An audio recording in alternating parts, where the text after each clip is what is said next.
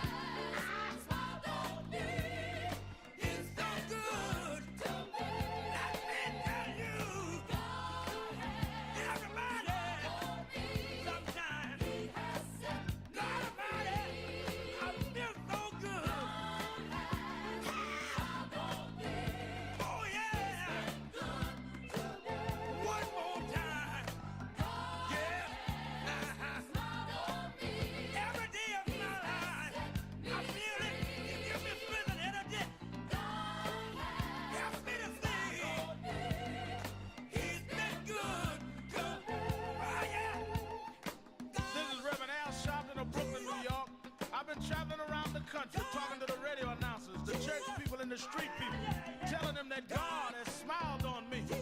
God has smiled on you if you got breath in your body. If he woke you up this morning and started you on your way. But I want to tell you some stories of people that God smiled on. We know the story of Dr. Martin Luther King, how it started way back in Montgomery, Alabama in 1955, trying just to get dignity, trying to get respect. And he went all the way to the mountaintop. But he didn't forget about the brothers in the valley. He didn't forget about those trapped in the alley. And I hear Brother Martin King saying, God has April the 11th. Do you know what time it is? It's Al Sharpton's time. And for these next 3 hours, it's time to put aside all pretenses, deception, denial, or fronting. The time has come to keep it real on Keeping It Real with Reverend Al Sharpton. A very good afternoon to you all across the country. And good morning to our West Coast listeners. And welcome to those listening on Sirius XM, Channel 126, The Urban View, where talk empowers and becomes action.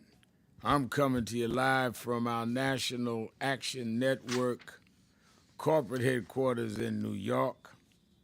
And for the next 3 hours, it is Exhale Friday.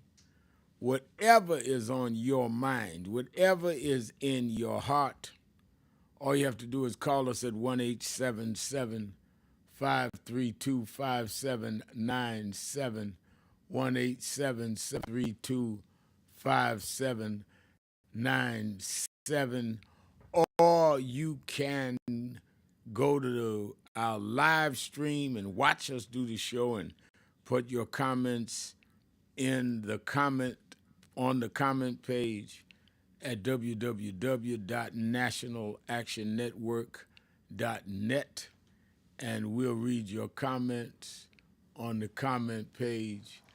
And Ruth Ford just wrote in the comment page, "Good afternoon, thank you, Pastor, and God bless for all you do." Thank you, Ruth, and some others let me know. Trisha's on the job. She's on our comment page every day, Trisha. Good afternoon, Reverend Al, and everyone in the chat. Happy Friday. Yeah, it's Friday, and so much has happened. Let me tell you, you could almost do 100 days in a daily show. This president is doing so much stuff. I had breakfast this morning at one of the places in New York with the former president of MSNBC, Phil Griffin, who's now also on the board of National Action Network. And in the restaurant was Nancy Pelosi, so we ended up sitting and talking with her for a long time. And you think it's bad, it's worse than that in terms of how the Congress, because of the Republican majority, is hamstrung. Because if they try to make a deal with them on some legislation, they want to then put on the table things that they just can't live with. So it's a stalemate, and you have Democratic constituents, understandably and in many cases rightfully, saying, y'all ain't getting nothing done, and they're jammed in certain ways. I said they need to holler more. They need to expose it more. I wouldn't be setting the cross if I was them and not let the people know what's going on. Like right now, China has raised the tariffs on the United States to 125% in this tit-for-tat trade war with the United States. Now, China retaliated after Trump had raised his tariffs, and they come back and respond. and now the United States talking about 145, but 145%. But the economic fallout is on U.S. farmers, especially in red states. They're the ones that's going to face the major losses as China halts imports, hitting the base of Donald Trump. Meanwhile, Wall Street banks tread carefully in their earning reports, acknowledging economic turbulence without directly criticizing Trump. And then when you look at the confidence, consumer confidence, inflation fears are rising with consumer sentiment plunging. In April, University of Michigan reports inflation expectations jumping to 6.7%, the highest since 1981. So some Republican lawmakers are becoming uneasy, particularly those that are in states that they're going to be contested. Then on the other side, you've got Democrats, congressional Democrats, and I'm glad they're doing this, is raising a question whether or not Donald Trump did some inside trading on this. Because he wrote in the morning, this is a great time to buy, and hours before he announced the tariff rollback. So first he says, great time to buy. People run, and if you knew he was going to roll it back later, you buy a bunch of stock that'll go up when the rollback comes. It certainly has the appearances of some insider trading. Clearly, that demands Elizabeth Warren and others are saying that there needs to be an investigation.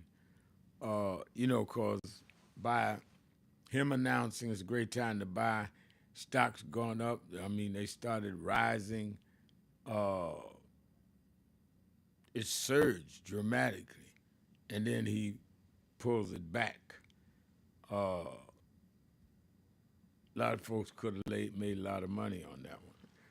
Also, the Supreme Court has ordered that the Trump administration must facilitate the release of this man that's wrongfully been arrested and is being detained in El Salvador. Now, President of El Salvador is around now in this country, and the fact that the Supreme Court said that the man should not have been there and they must return him. It doesn't say by when, doesn't give a deadline. It doesn't ask fundamental question. If you've got a financial deal, Mr. President, with El Salvador to take prisoners, shouldn't inherent in that deal be that you can address any discrepancies, problems? So what are you talking about nothing you can do? Somebody locked up in the worst jail in the Western Hemisphere, and maybe they're for life, and you saying, oops, we made a mistake, nothing we can do about it. It's crazy. And let's talk about that. I really want to weigh into this Republicans' SAVE Act, which makes it harder for black voters and others to cast their ballots. I talked about this on Politics Nation on Sunday night, where they're requiring proof of U.S. citizenship to register to vote. Now, the first thing is you already have to prove citizenship when you're going to vote. They're trying to go and nationalize this whole voter ID scheme that hurt black voters. So clearly, there is a real attempt, whether it's with diversity, equity, and inclusion, whether it's affirmative action, whether it's voting rights, is a real attempt by this administration to go back to pre-1960 America. And the people that voted for him are even beginning to question it. There was a poll by The Economist and YoungGov group that did the poll. It says President Trump's approval rating has dropped to 43% from 51%. So that's way below water on under 50%. And 43% with 51% disapproving, really underwater, resulting in a net approval of minus 8%.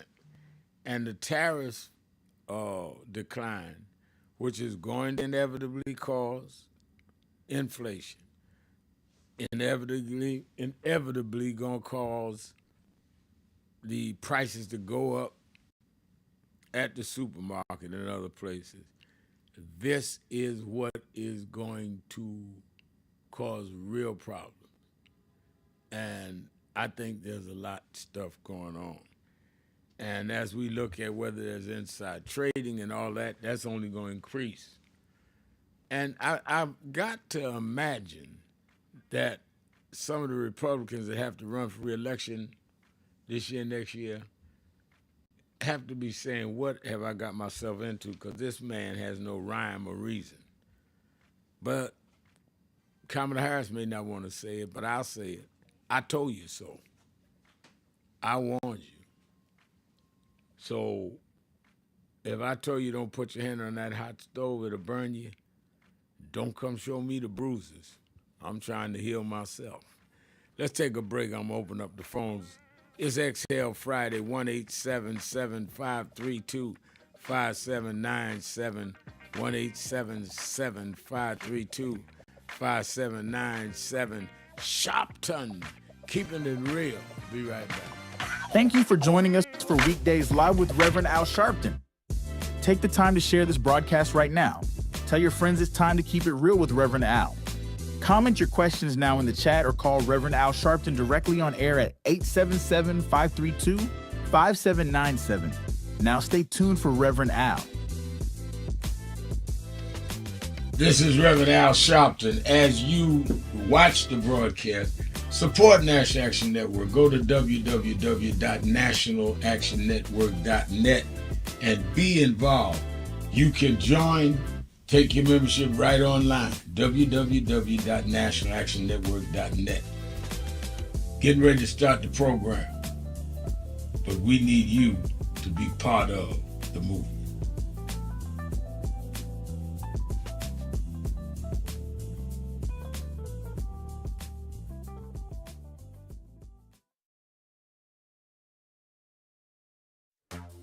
And I want to be clear.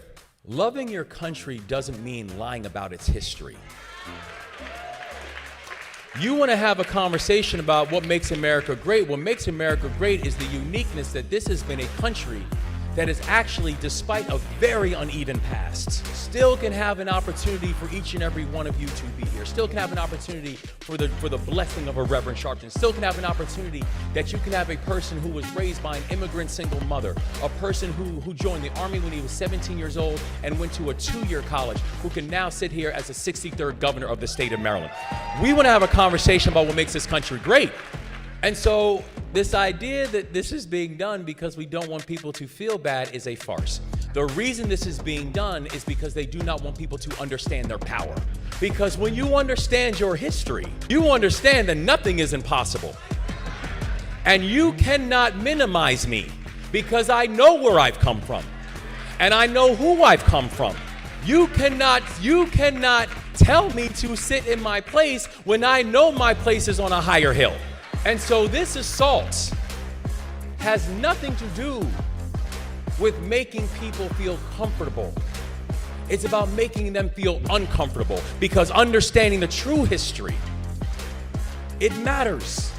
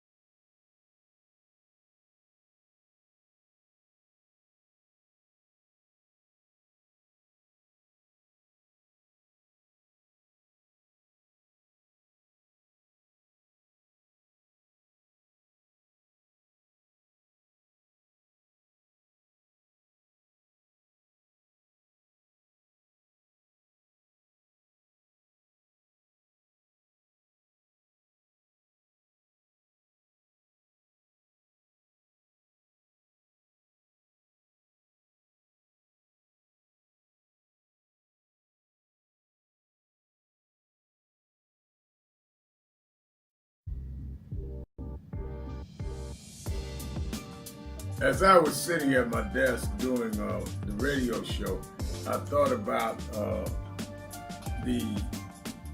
during one of the commercials.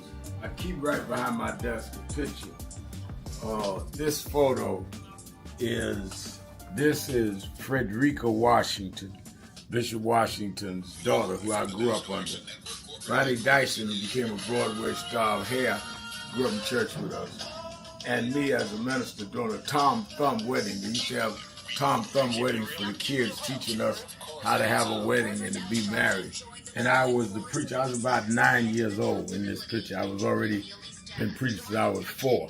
I keep things around me like that, reminding me of my journey. You have the habit of looking at things to see how far you've come where you started. I was a boy preacher here. Both Frederica and Ronnie have died, and I'm still preaching. I'm still here. I thank God I don't take any day for granted, nor do I take me starting early for granted. Don't take your life for granted. Remember it, chart it, and be grateful for it.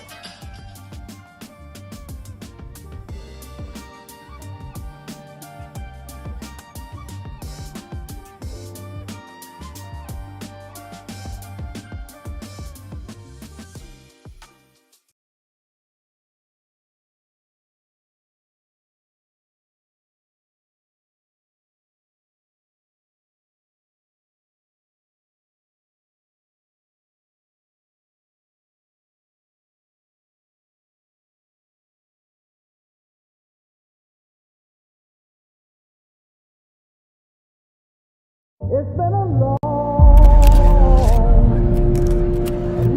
time coming, but I know 1968, Dr. Martin King was killed in Memphis, Tennessee. And it has been the commitment of National Action Network to always, in the month he was killed, to let them know they killed the dreamer. Because I have a dream today. They can't kill the dreamer.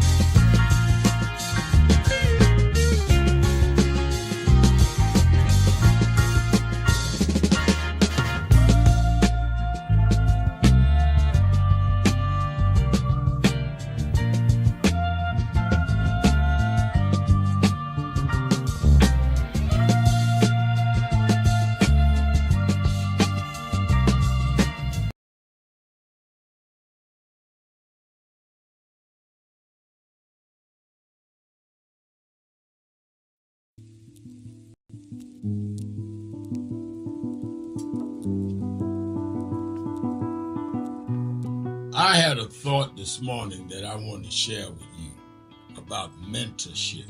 I am able to do a lot of what I do because I had great mentors, but there are correct ways and incorrect ways to mentor people, in my opinion. I was mentored as a boy preacher by Bishop F.D. Washington, one of the great Pentecostal preachers of his time. Then Reverend William Jones became my pastor after Bishop Washington died, who was unquestionably in the top 5 black church ministers, theologians. Reverend Jesse Jackson, who I started my activism under his leadership, he and Reverend Jones. And I learned politics directly as a youth director from Shirley Chisholm. So even though I didn't finish college, I had the most unique education in the world from being exposed to giants. But the one thing I learned is as I grew older and people started coming younger than me and wanted me to teach and mentor them, the magic of the mentors I had is they did not want me to be their clone.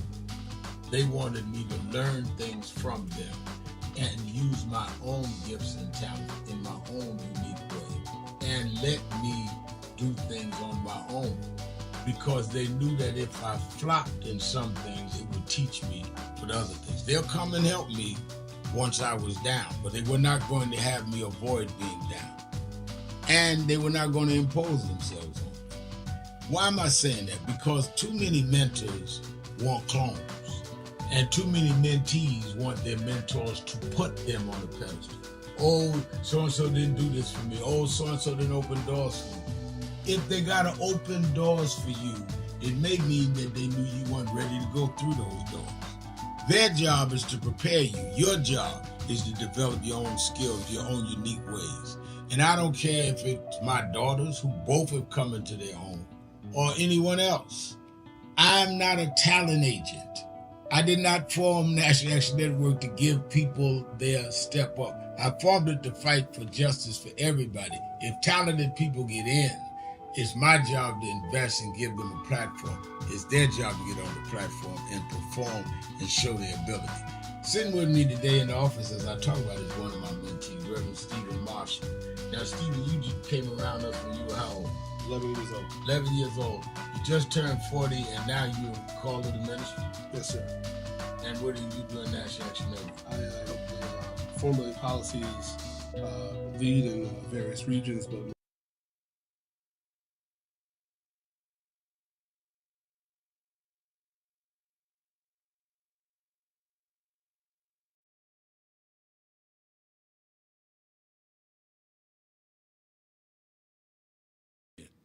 the way they passed now in the House, send it to the Senate, it will take $880 billion out of Medicaid.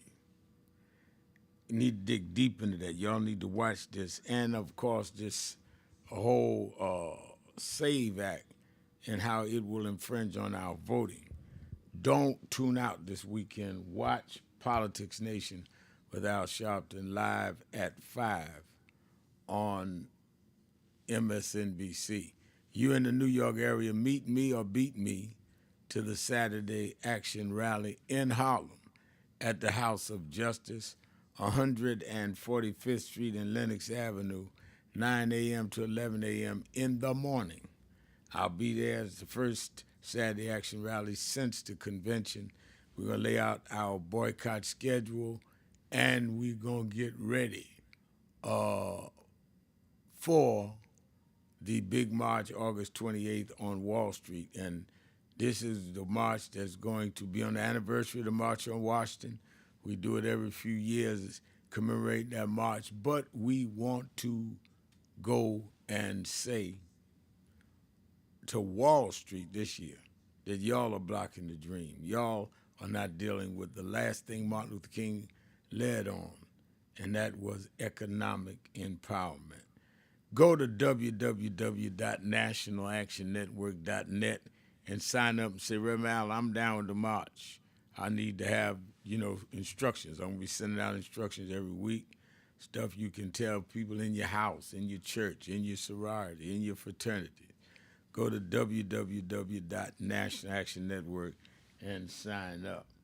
All right, let's go to the phones at XL Friday. A lot of people are already lined up to express themselves.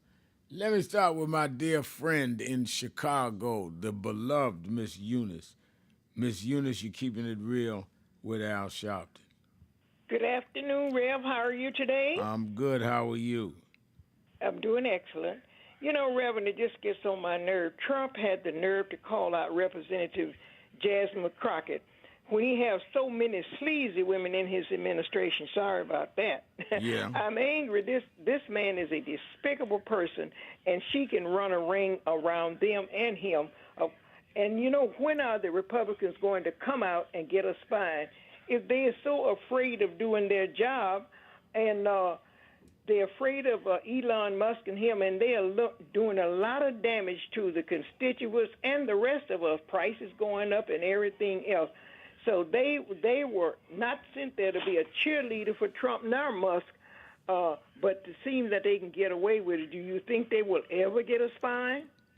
It doesn't look like it, but we got to keep pressuring.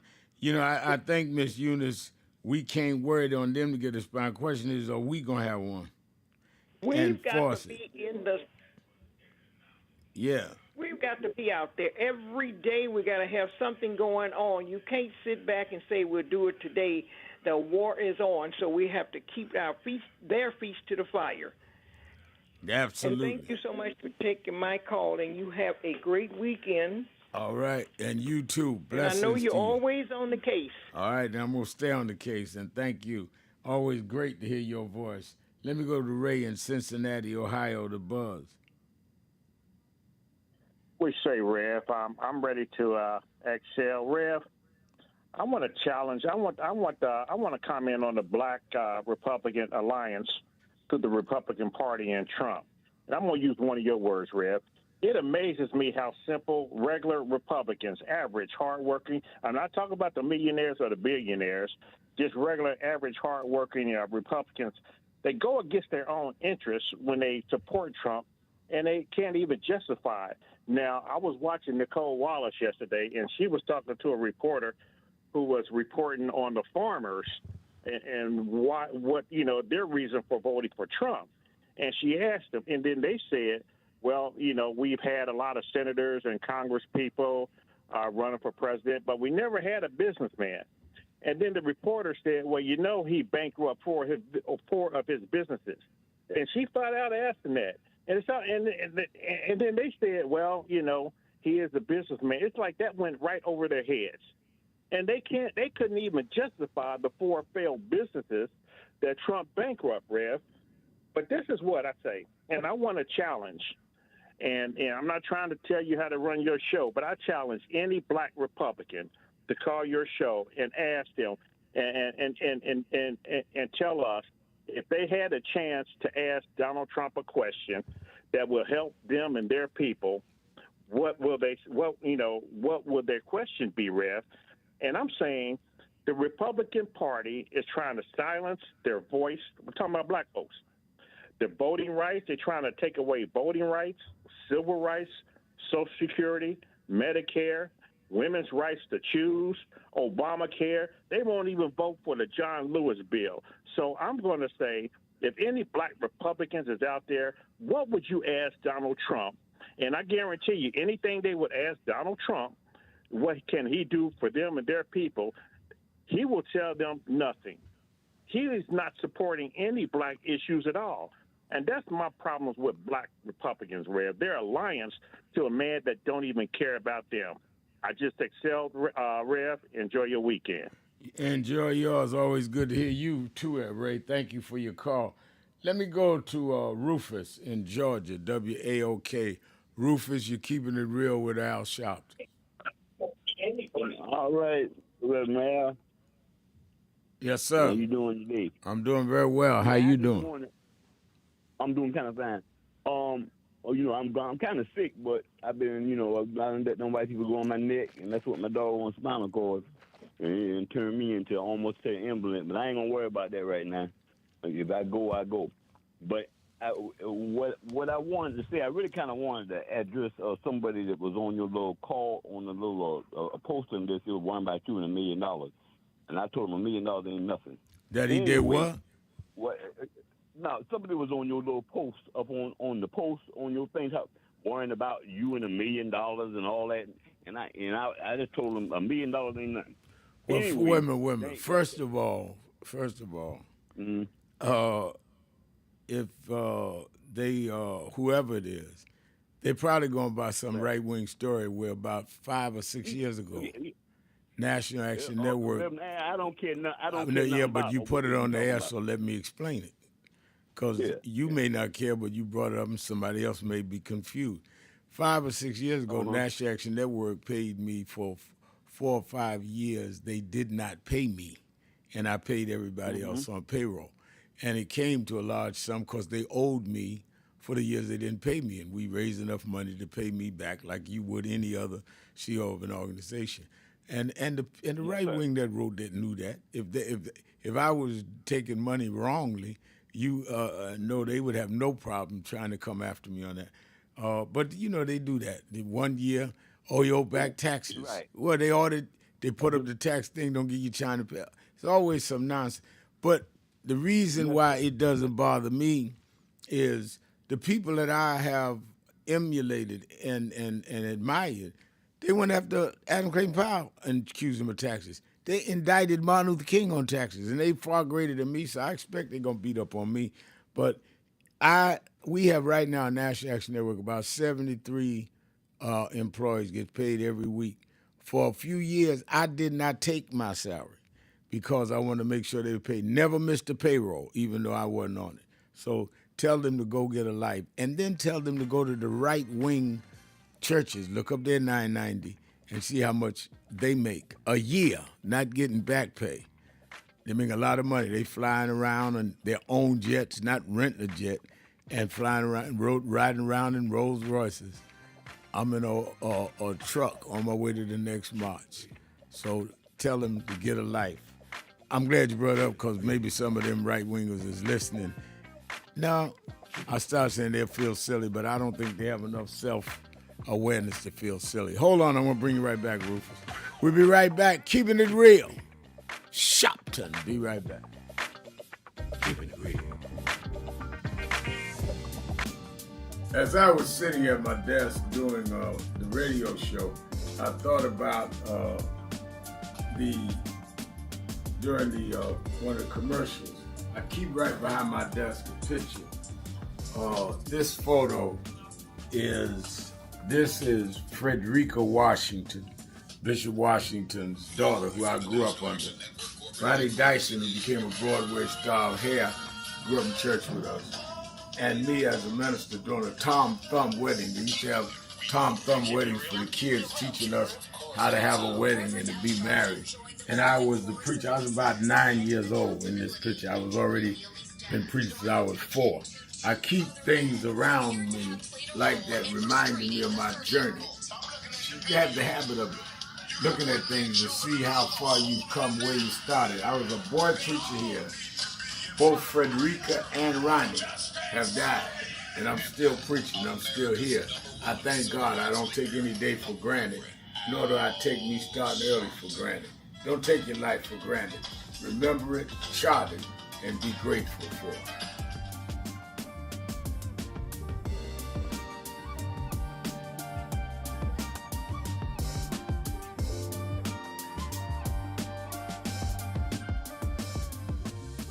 So who is Al Sharpton anyway? Who is this 33-year-old preacher without a church? A number of black New Yorkers as well.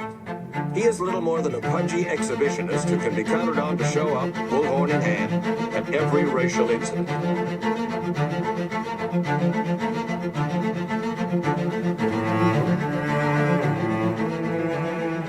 I often quote Mark Twain saying, "The two most important moments in life is the moment you are born and the moment you find out why you were born." I had a very troubling conversation the other day that prompted me to do this little video. Young man that I've known a while came to me and he was crushed. I mean, really crushed, because people were criticizing his work. He's in the ministry, but he's also an actor. And he said he couldn't understand why people were jumping all over, criticizing him, trying to find scandalous and derogatory things about him.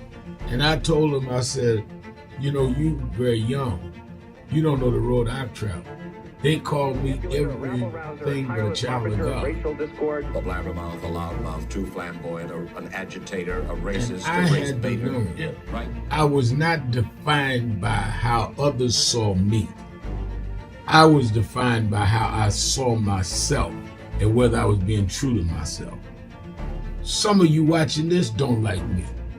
And it doesn't matter as long as I know what I'm doing and I like me for being real. So I'm doing this video to say to you, whoever you are and whatever you do, you may not be in ministry or social justice, none of this stuff, but don't live your life worried about opposition or people that don't like you. You can turn that around. Use me as an example. The same people that called me a scam artist, a con artist, a sellout, or racial hustler and all, I kept going. And the people I respected started respecting and publicly embracing my work. When Coretta Scott King, the widow of Dr. Martin Luther King Jr., had this to say about Al Sharpton. A leader who has protested injustice with a passionate, unrelenting commitment to nonviolent action in the spirit and tradition of Martin Luther King Jr. And I am talking about your leader, our leader, the Reverend Al Sharpton. The other thing that hasn't changed is the National Action Network's commitment to fight injustice and inequality here in New York City and across America. And that's not only a testament to Reverend Sharpton, it's a testament to all of you who are here tonight. First and foremost, to Reverend Sharpton. I saw him when he first came on the scene, and I have marveled at his tenacity, at the development of his intellect, and his devotion to our movement, and much he has contributed to the world we are experiencing. I am honored, and I must say that when I had my debate with Dr. King on the issue of the church and religion, he didn't warn me that after his departure, his space would be filled by another preacher, and that preacher would be Al Sharpton. All you want in life is people that matter to you to say you did all right. And more important, that you can look in the mirror and say you did all right. Thank you, Rev. Thanks for that introduction. Look, we've known each other for a long time. I'm grateful not only for your leadership and partnership, but quite frankly, more importantly, for your friendship. And thanks to all of you, members of our nation's most important civil rights organization. You have been, over all of your years, such an extraordinary leader. You are a voice of truth, a voice of conscience, a voice of practicality around what we must address and what we can do.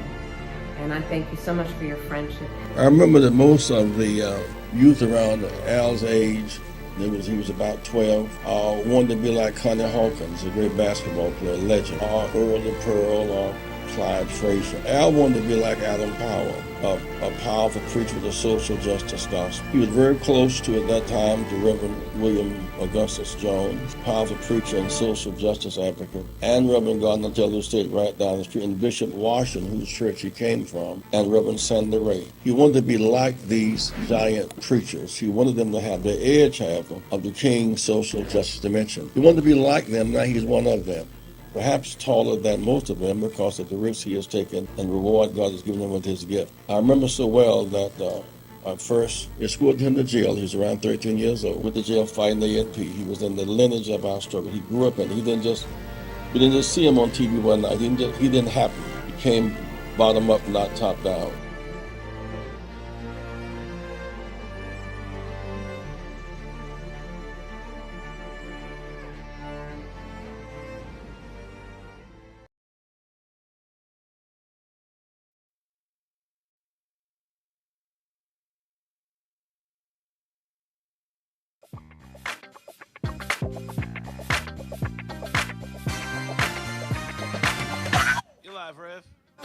Keeping it real, keeping it real. I'm your host, Reverend Al Sharpton. Is XL Friday.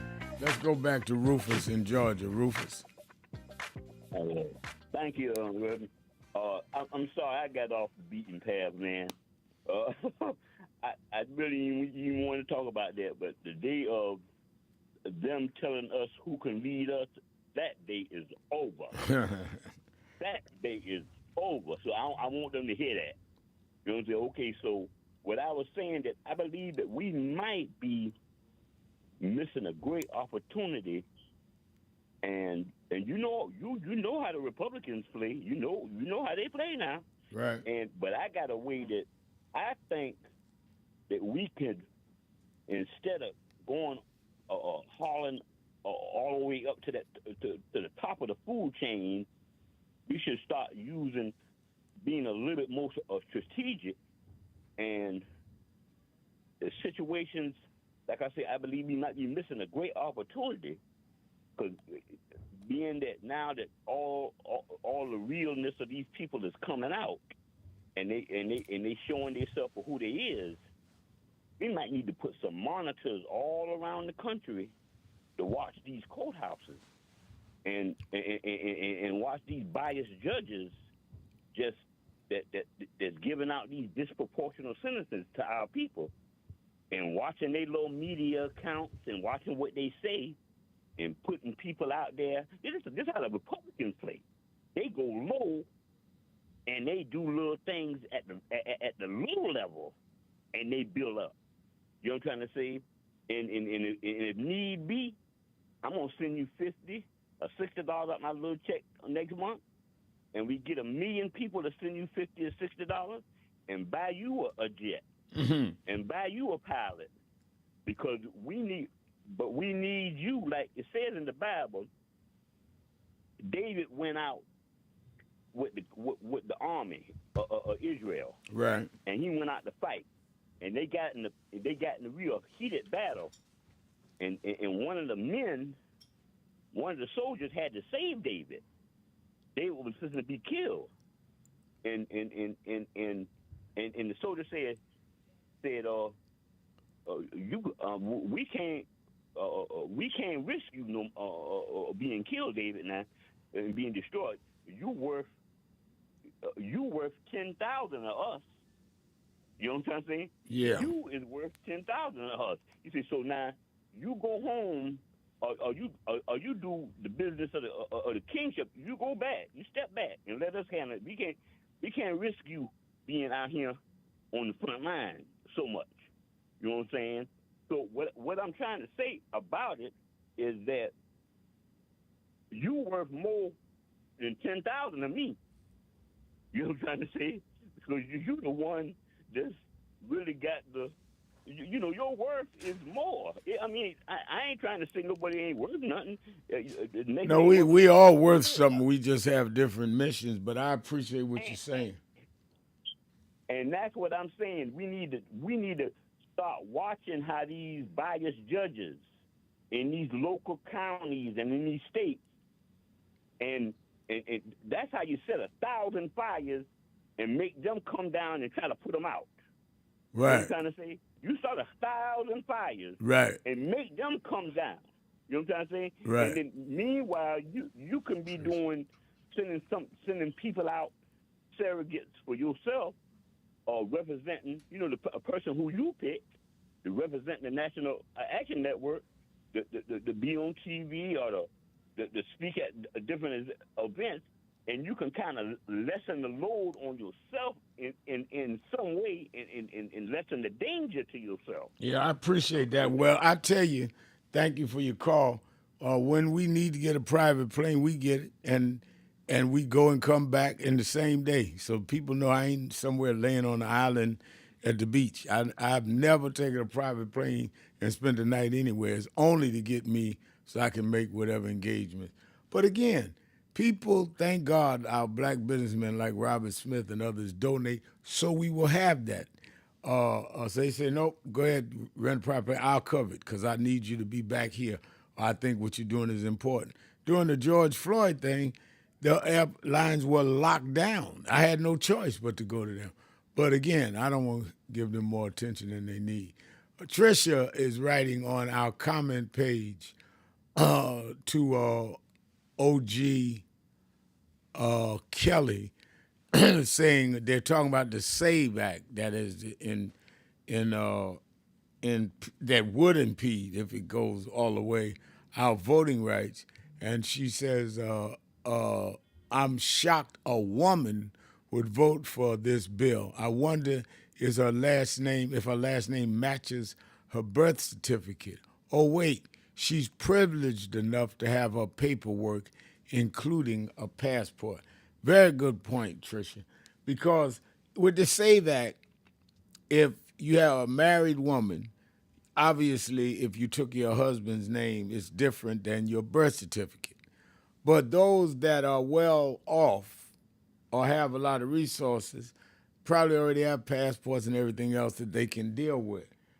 This is, by any study, disproportionately going to affect black people as well as other communities that don't have that same kind of situation. Tricia and OG is right on it. I think both of them. I read a lot that they put on our message page. Let's go to Still Bill in Cincinnati, Ohio. The Buzz. Still Bill. Good afternoon, Reverend. Good It was great to afternoon. hear your voice. You're strong. I feel strong. Before I go on, I'd like to give a shout out to a happy birthday to Mr. Lincoln Ware of WBBC, The Buzz in Cincinnati. And I also like to give a shout out to Angela Silvers of the singing group The Silvers, one of my favorite family groups next to the Jacksons. I want to move along and say that I've been watching ABC News, and Donald Trump has a tariff against China to where the phones and all that sort of stuff is going to be delayed and everything. And I tell you, he is just really, really trying to do damage. And I agree with Ray from Cincinnati about the black Republicans. They have no idea of the damage that they had done falling for Trump.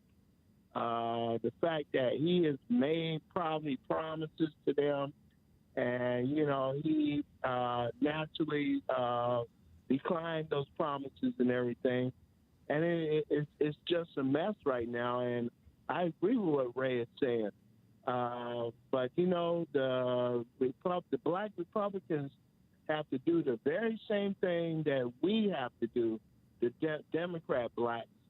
We have to fight for getting back the ball that we fumbled. And, we can't rely just on God. I mean, I believe that God is going to take care of us and everything, but we have to go out and make part of, the progress. We can't sit back and rely on God to do everything.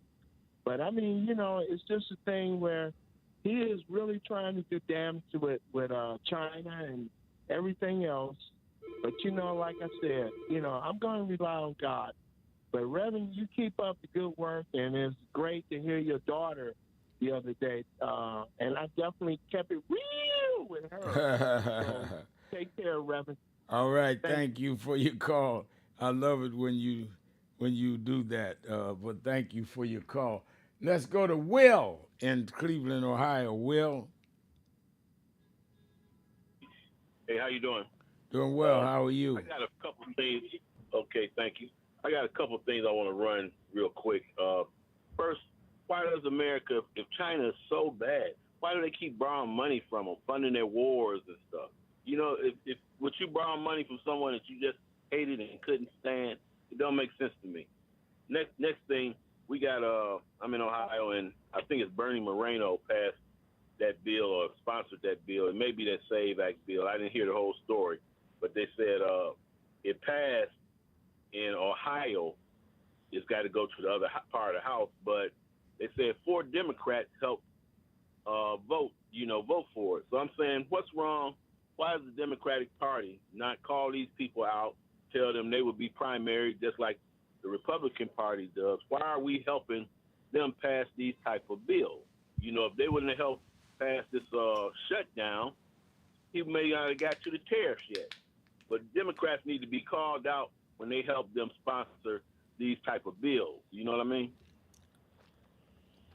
I think they need to not only be the Democrats I'm talking about, you referred to, not only need to be called out, they need to be held accountable, and if necessary, run primaries against them.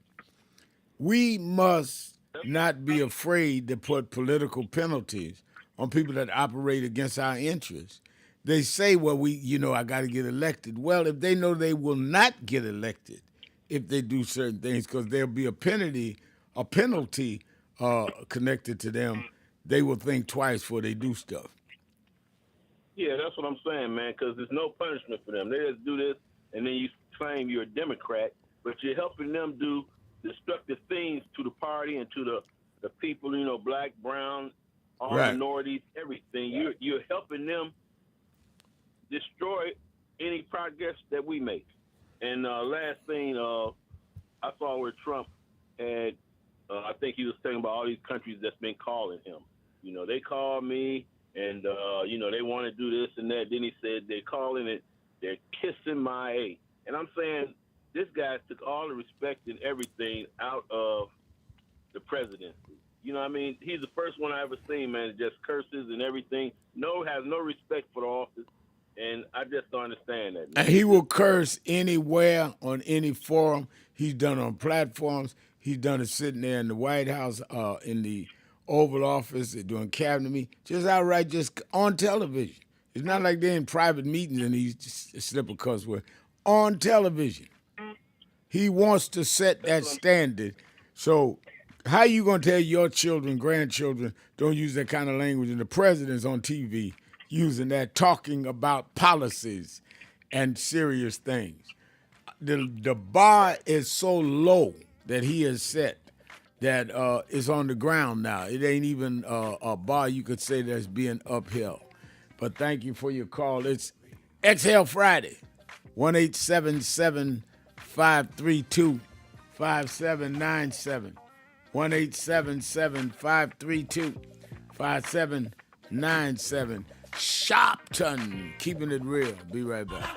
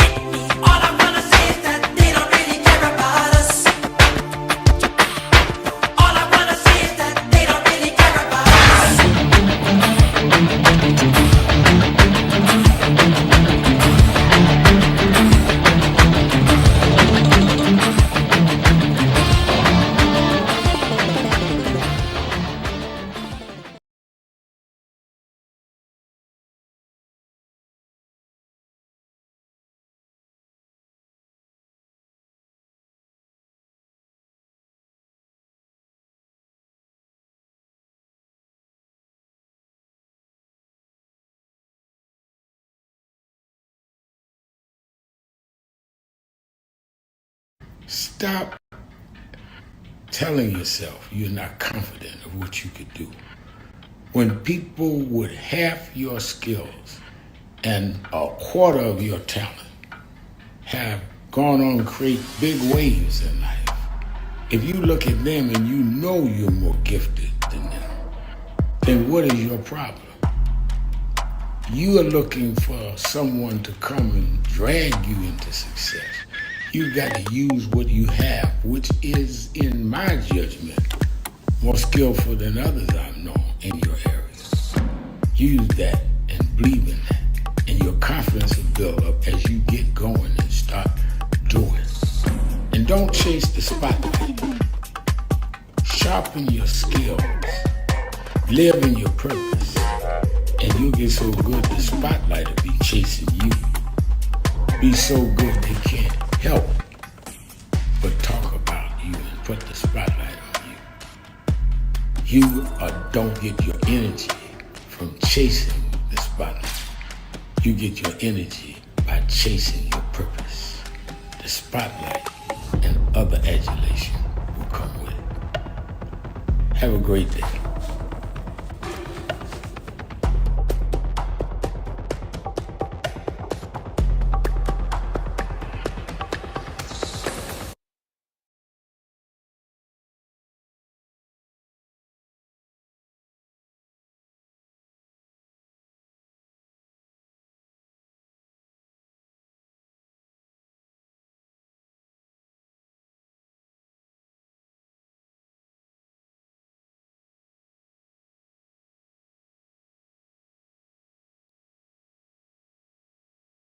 It's been a long time coming, but I know 1968, Dr. Martin Luther King was killed in Memphis, Tennessee. And it has been the commitment of National Action Network to always, in the month he was killed, to let them know they killed the dreamer.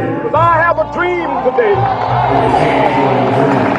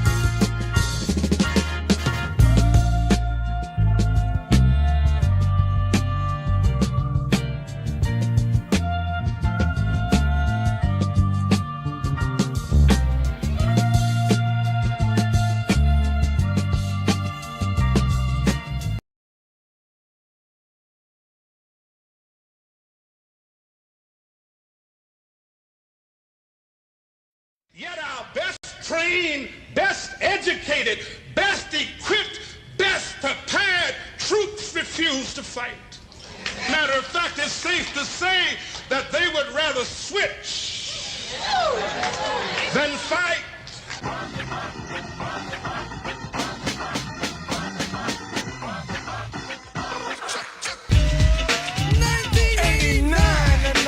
Another summer. Sound of the funky drummer. Music hitting your heart, cause I know you got soul. Hey, listen if you're missing, y'all. Swinging while I'm singing. Hey, giving what you're getting. Knowing what I know in. While the black band's sweating. In the rhythm I'm rolling. Gotta give us what we want. Gotta give us what we need. Hey, our freedom of speech is freedom of death. We got to fight the powers that be. Fight the power. Fight the power. Fight the power. Fight the power. Fight the power. Fight the power. Fight the power. We got to fight the powers that be. As the rhythm's designed to bounce with calcium that the rhymes designed to fill your mind. Now that you realize the prize arrives, we got to pump the stuff to make it tough. From the heart, it's a start, a work of art to revolutionize, make a change, something strange. People, we are the same. No, we're not the same, cause we don't know the game. What we need is a way.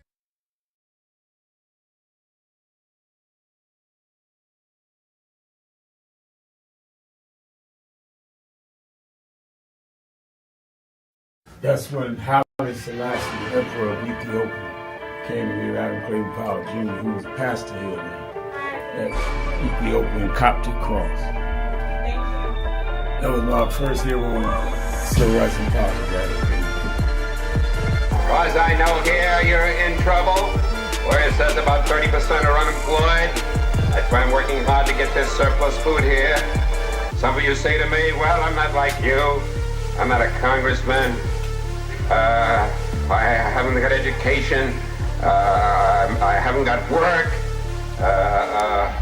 But you're a human being. And you know what you've got? You've got in your hand the power to use your vote and to use even those few cents you get from welfare to spend them only where you want to spend them.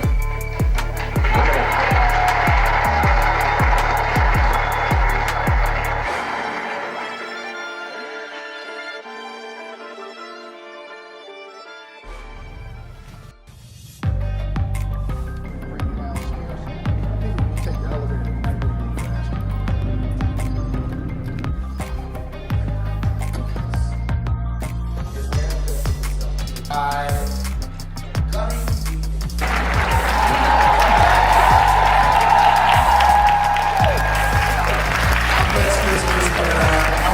I was going to bring you on. Now we're ready for the sermon.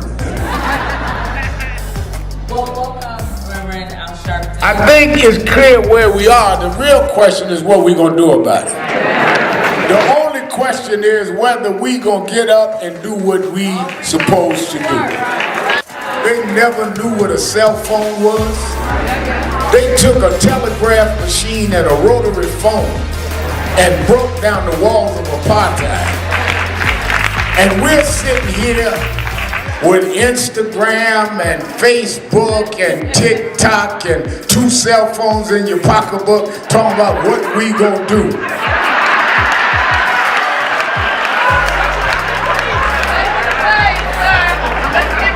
Something is weak and wrong with us. If we got 17 ways to communicate and they only had one way, yet they could pack out rallies every night. They could shut down bus companies. You got 17 ways, got 4 different cell phones, and can't get 5 Negroes together for a meeting. And we must have the self-respect. This ain't about whether you are militant or moderate. It ain't about what organization you do. You have enough respect for yourself that you're not going to treat me like this. We built this country. Reverend Al Sharpton. It's XL Friday, 1-877-532-5797, 1-877-532-5797. And certainly, I am absolutely, unequivocally telling you that you must watch Politics Nation this weekend. With all of this going on, the SAVE Act, the global markets in array, I've got the people on that we're going to really give some information and really deal with this. And get some of your friends and relatives to watch. Because we're running around like we whistling through the cemetery, they used to say. Like, everything going to be all right. No, everything is going to be all right if we make it all right. And in order to make it all right, we need the right information. Watch Politics Nation Saturday and Sunday, 5 p.m. Eastern Time, MSNBC. And, of course, you that are in the New Jersey, Connecticut, New York, tri-state area, meet me in the morning in Harlem at the House of Justice, 145th Street and Lenox Avenue in the village of Harlem, 9 a.m. to 11 a.m. First Saturday rally since the convention ended last Saturday. And where we now on this, we will be tomorrow on the 7th day of this 21-day salute to our boycott strategy of if Pepsi does not meet and come to terms in 21 days, we're going to start that boycott. We're also supporting the boycotts that are against Target and others. And we're doing the boycotts at Costco's. So be there for the next step. We cannot just build movements and make progress reacting. We must act. That's why as soon as Trump went after DEI and the companies that said, no, we're keeping our DEI, we did boycotts in 2 or 3 states. And those that say, well, we gone and had a relationship in the black community, that's what we say, I'm going to put you on notice. We're going to boycott you. Now, we're going to sit down and hear what you got to say. If you'll sit down, if you don't sit down, boycott starts in 21 days. If you sit down, you have got to explain to us what you're doing, and we've got to tell you what you need to do. Otherwise, we don't need to be buying your product. I'm not about noise. I'm about strategy and progress. Just hollering don't mean nothing. I've learned a long time ago, people holler because they're in pain. What are people like Trump that are giving us the pain enjoys us hollering, because that's exactly what they intended to do, was give us some pain. What they don't want is you organizing and strategically put that hollering somewhere. That's why this year on August 28th, which is the anniversary of the March on Washington of '63, where Dr. King made the historic speech known as I Have a Dream, but he also spoke about a lot more. He spoke about in that speech how America's given Black Americans a bad check that has bounced in the Bank of Justice. That's in that speech. And we have gone to Washington to right at Lincoln Memorial where he made that speech and commemorated. Well, this year we going to Wall Street, where the stock exchange is and the global markets are. And I want you to get ready now to be with us on Wall Street, because that's where the dream is being deferred, where they're giving tax cuts to the wealthy and taking out $880 billion out of Medicaid. We need to confront the corporate world and say, y'all are the ones making the profits off this, and y'all are the ones that can straighten this out. So be with us August 28th. I'm telling you, 3.5 months in advance. And you that want to sign up to get bulletins every week on what we're doing toward the march, what you ought to be saying. Some people say, well, Mal, I would like to get people to these situations. I don't know what to say. If you sign up on nationalactionnetwork.net, you go to right now, nationalactionnetwork.net, we will send for you a paragraph every week on this is what you need to update people on. This is why we march. I'm not going to send you a book where it's too long for you to read, just a paragraph or two. And use that to tell people in your household why y'all need to be in New York, march on Wall Street that day, in your clubs, in your fraternities, in your sororities, in your churches, whatever it is you're a part of. So go to nationalactionnetwork.net and do that.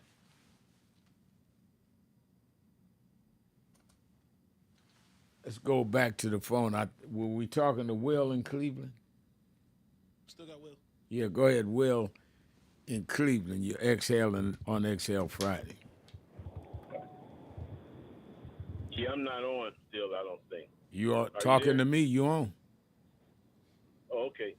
Yeah, well, that was pretty much everything I had, except for I think we need to get some of these, whoever we're going to be running for president, I think they need to get out public now. You know, I know they said we got the midterms coming and this and that, but you don't want to be somebody where they say, well, we don't know who he is, you know, that same old story. We don't know him. We don't recognize him. I heard Wes Moore say he's not running. And, you know, but I think we need to start identifying somebody so they can start talking now about what their plans are, what they want to do, so people will know them when the time comes.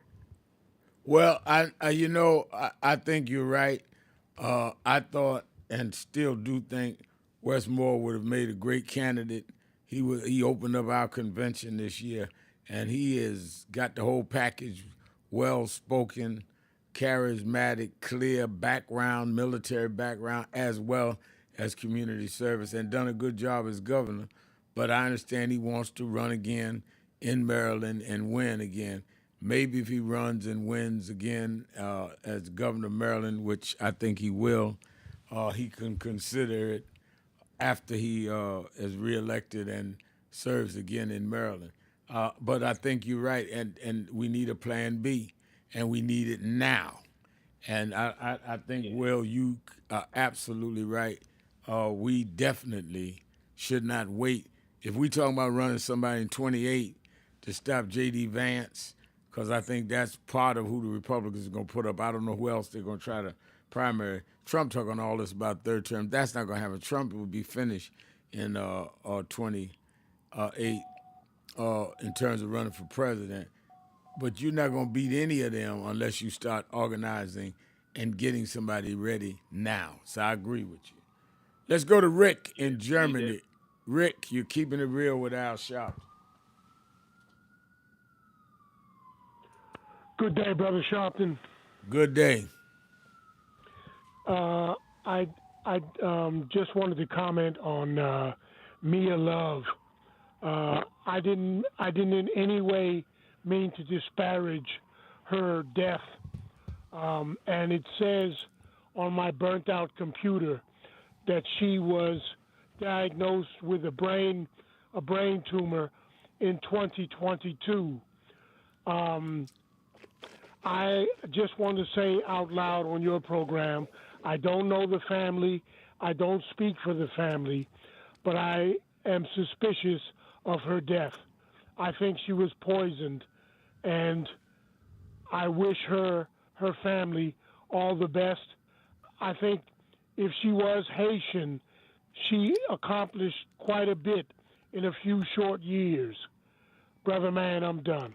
All right, thank you for your call. For you that don't know, Mia Love was the first black woman Republican. She was a Republican to elected to the U.S. Congress, first black woman Republican.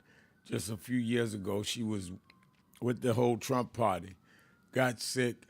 They said she had was diagnosed, as Rick said, and she passed. And even though her politics and mine were very different, I joined in condolences to the family. I don't know anything about her being set up or poisoned, what Rick said, but I do know she passed.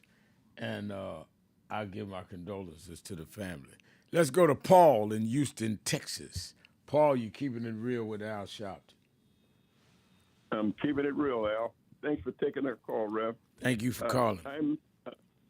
I'm an old timer, 84 years old, and I'm reaching out first today to give thanks to my wife Patricia and my son Brian, Bruce, and Brad, because my wife been with me going on 61 years. Wow. She always supported me.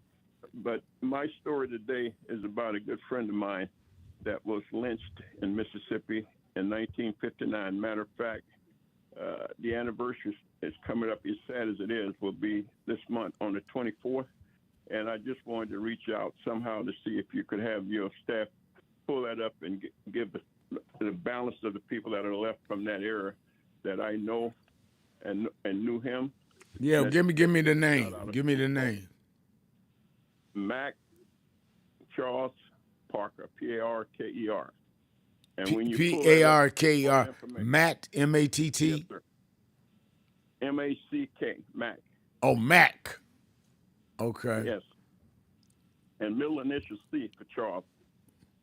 All right, let me pull it up. All right. And he was lynched in 1959.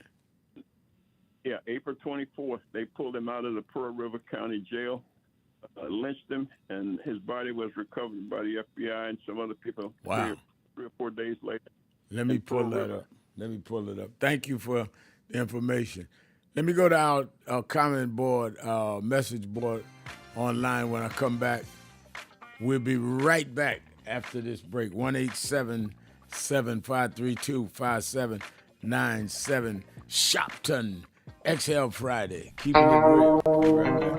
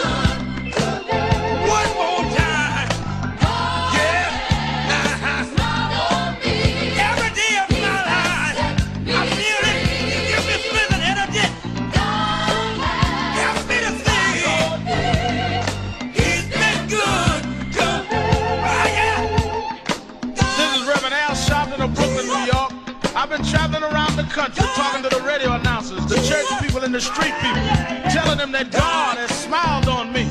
God has smiled on you if you got breath in your body. If He woke you up this morning and started you on your way. But I want to tell you some stories of people that God smiled on. We know the story of Dr. Martin Luther King, how he started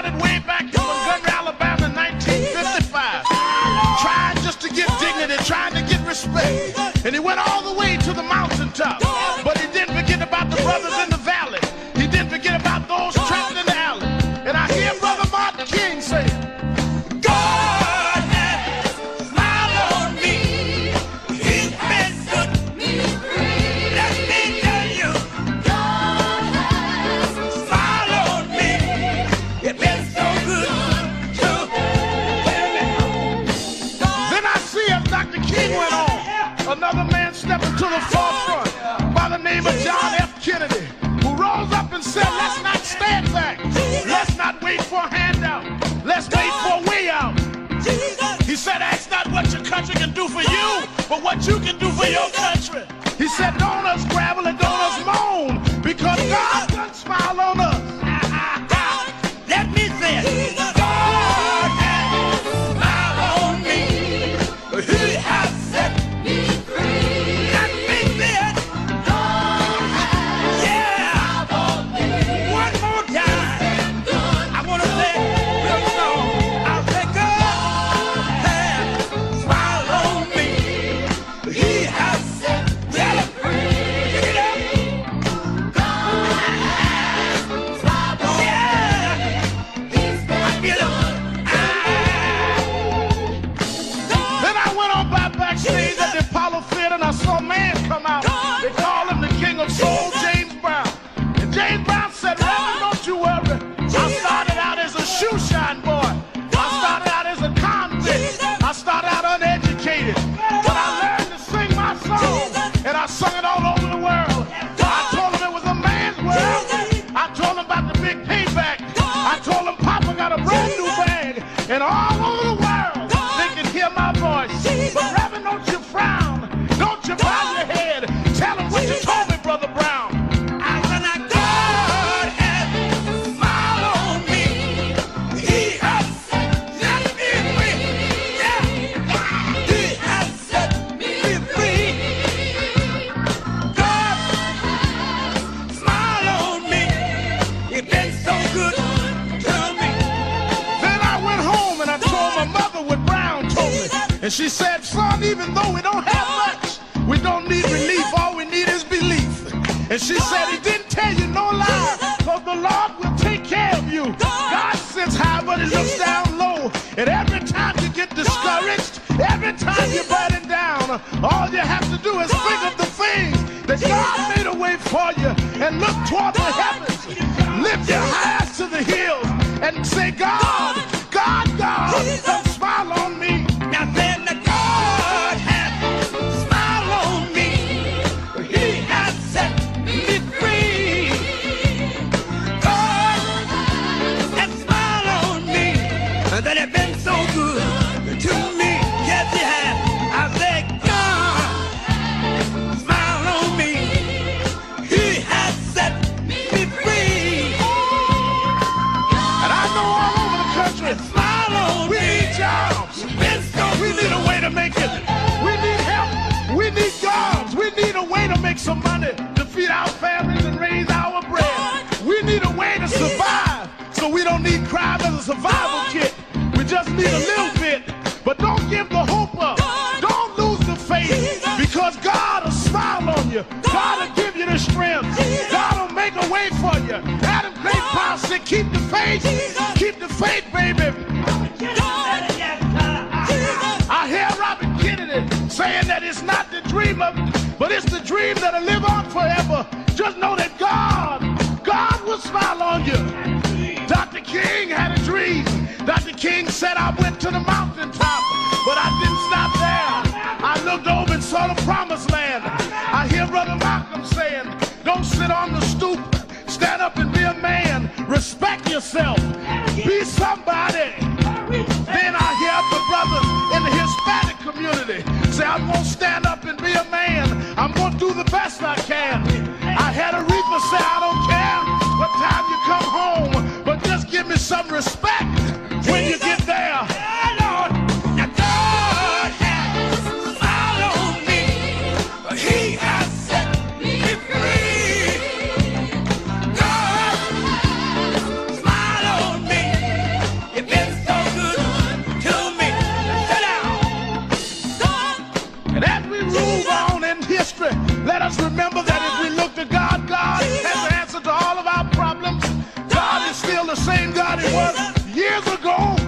can still make it. We can still hold on like Frederick Douglass did. We can still keep him on like Martin Luther King did.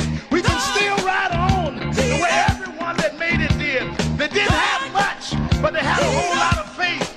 They didn't have money, but they had a lot of determination. We know that God will look out for his children, that God will make a way out of no way.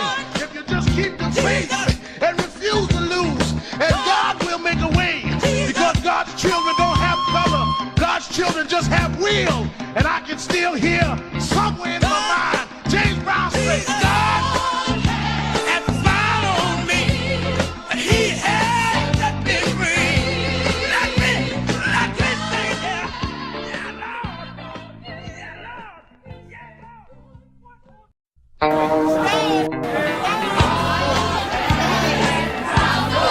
Shop at Costco. Shop at Costco. Shop at Costco. Shop at Costco. Shop at Costco.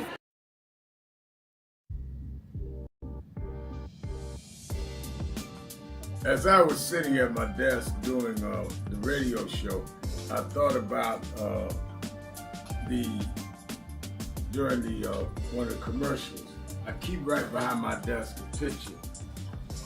This photo is Frederica Washington, Bishop Washington's daughter, who I grew up under. Ronnie Dyson, who became a Broadway star of hair, grew up in church with us. And me as a minister doing a Tom Thumb wedding. They used to have Tom Thumb weddings for the kids, teaching us how to have a wedding and to be married. And I was the preacher. I was about 9 years old in this picture. I was already been preaching since I was 4. I keep things around me like that, reminding me of my journey. You have the habit of looking at things to see how far you've come, where you started. I was a boy preacher here.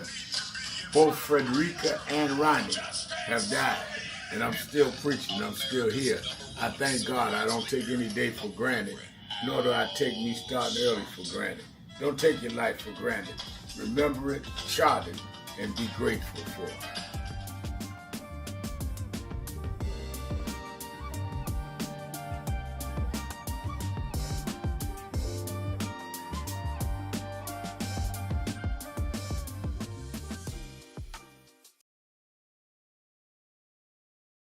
Thank you for joining us for Weekdays Live with Reverend Al Sharpton.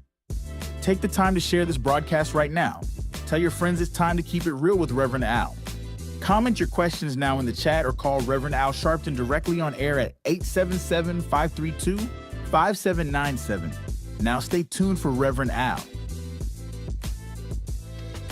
This is Reverend Al Sharpton. As you watch the broadcast, Friday, let's go right support back National Action Network. Let's Go to www. Let's go to Paul in Houston, Texas. Paul. Thanks for coming back, buddy. Thank you. Yes, sir. Go ahead. Yeah, I just, when I reached out and gave that information, over the years, that's been, this coming 24th will be 66 years. And every year, having been friends with that family, went to school in the same town until I went to high school in New Orleans. Knew the family well. He taught me how to swim. And one thing I can never do is ever let people around me forget what happened in America and try to keep it from ever happening again. And that is why I reached out with the name, information, and each year, as long as I'm here, and then I've told my sons, just make his name known, and he died in vain. Didn't do what they accused him of, never had a trial. And wow, and he's gone. You know, it was taken out of the jail, left the cell open. They took him out, killed him, left him in Pearl River. And since that day, I was good friends with his brother, the younger brother. His younger brother was a good friend of mine, Elmo Parker. He's passed, but there's a group of us in our early to mid 80s that kind of keep in touch. That either lived there, were there when that happened, because I had left and was in the service at the time. So it shocked me that day, and it still bothers me to know that America want to talk DEI and want to take stuff of history out of the books. But people like myself and passing it on to other people should never let it die. Never. It's one of those things that we gotta keep going. And thank you again for all you do, Ref. We watch you on TV and we see what you're doing. I always think about your neon somewhere, but right now Trump got his hand on all of our wallets. That's right. And whatever I can do at the stage to help out, I will. And one of the things I'll mention, then I'll let you get back to the phone. I've had a years. I was in the service also, and I'm having what they call a 50-year experience before I could get what was due me. So I'm going to be starting a podcast to help veterans, because there's so many veterans, especially black veterans, that die, don't get benefits. I've had a few friends whose wives called me to tell me they had passed, they had been in the service, and some things they could have gotten they didn't even know. So my son and I are going to start something and start passing the word on and try to get in line to help anywhere we can. But the main thing is thank you for letting me speak today. And if there's any way you can keep that information out, and maybe... Yeah, we got the name. I'm going to do some research, see if we can get it out there. I appreciate you giving us that information, Paul. Let me go to Miami, Florida, to Howard. Howard, you're keeping it real with Al Sharpton, XL Friday. Hey, how are you doing, Rev? I'm doing well. Thank you so much for getting my call again. I'll make this quick about what I was calling. I sent the report of an extensive list of not just boycotting Pepsi Cola, but boycotting PepsiCo.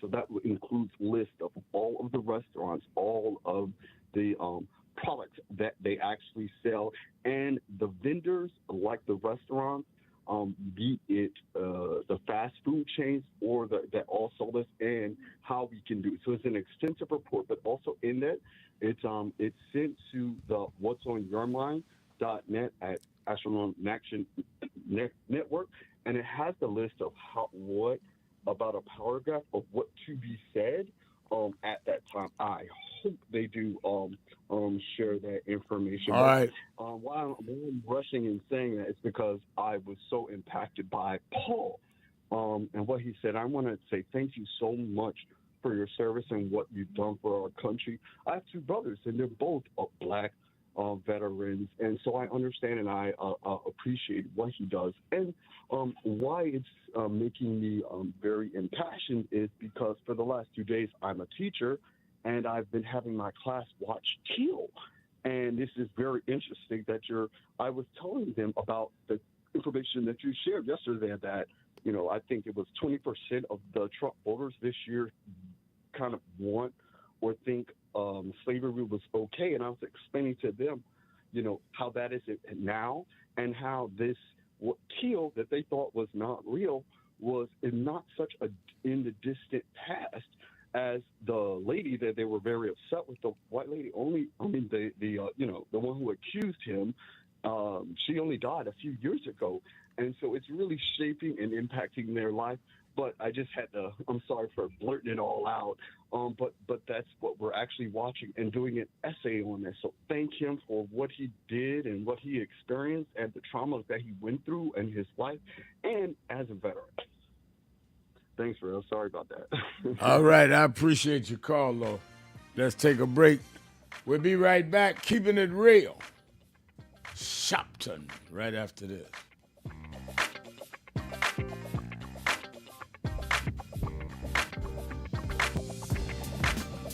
As I was sitting at my desk doing the radio show, I thought about during one of the commercials. I keep right behind my desk a picture. This photo is Frederica Washington, Bishop Washington's daughter, who I grew up under. Ronnie Dyson, who became a Broadway star of hair, grew up in church with us. And me as a minister doing a Tom Thumb wedding. They used to have Tom Thumb weddings for the kids, teaching us how to have a wedding and to be married. And I was the preacher. I was about 9 years old in this picture. I was already been preaching since I was 4. I keep things around me like that, reminding me of my journey. You have the habit of looking at things to see how far you've come, where you started. I was a boy preacher here. Both Frederica and Ronnie have died, and I'm still preaching. I'm still here. I thank God I don't take any day for granted, nor do I take me starting early for granted. Don't take your life for granted. Remember it, chart it, and be grateful for it.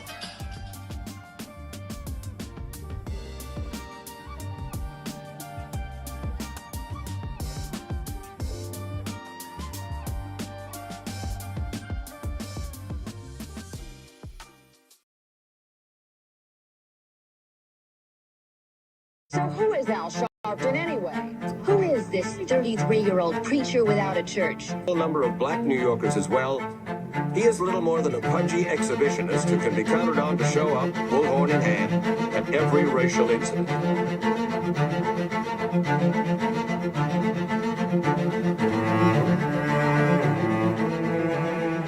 I often quote Mark Twain saying, "The two most important moments in life is the moment you are born and the moment you find out why you were born." I had a very troubling conversation the other day that prompted me to do this little video. Young man that I've known a while came to me and he was crushed. I mean, really crushed, because people were criticizing his work. He's in the ministry, but he's also an actor. And he said he couldn't understand why people were jumping all over, criticizing him, trying to find scandalous and derogatory things about him. And I told him, I said, you know, you very young.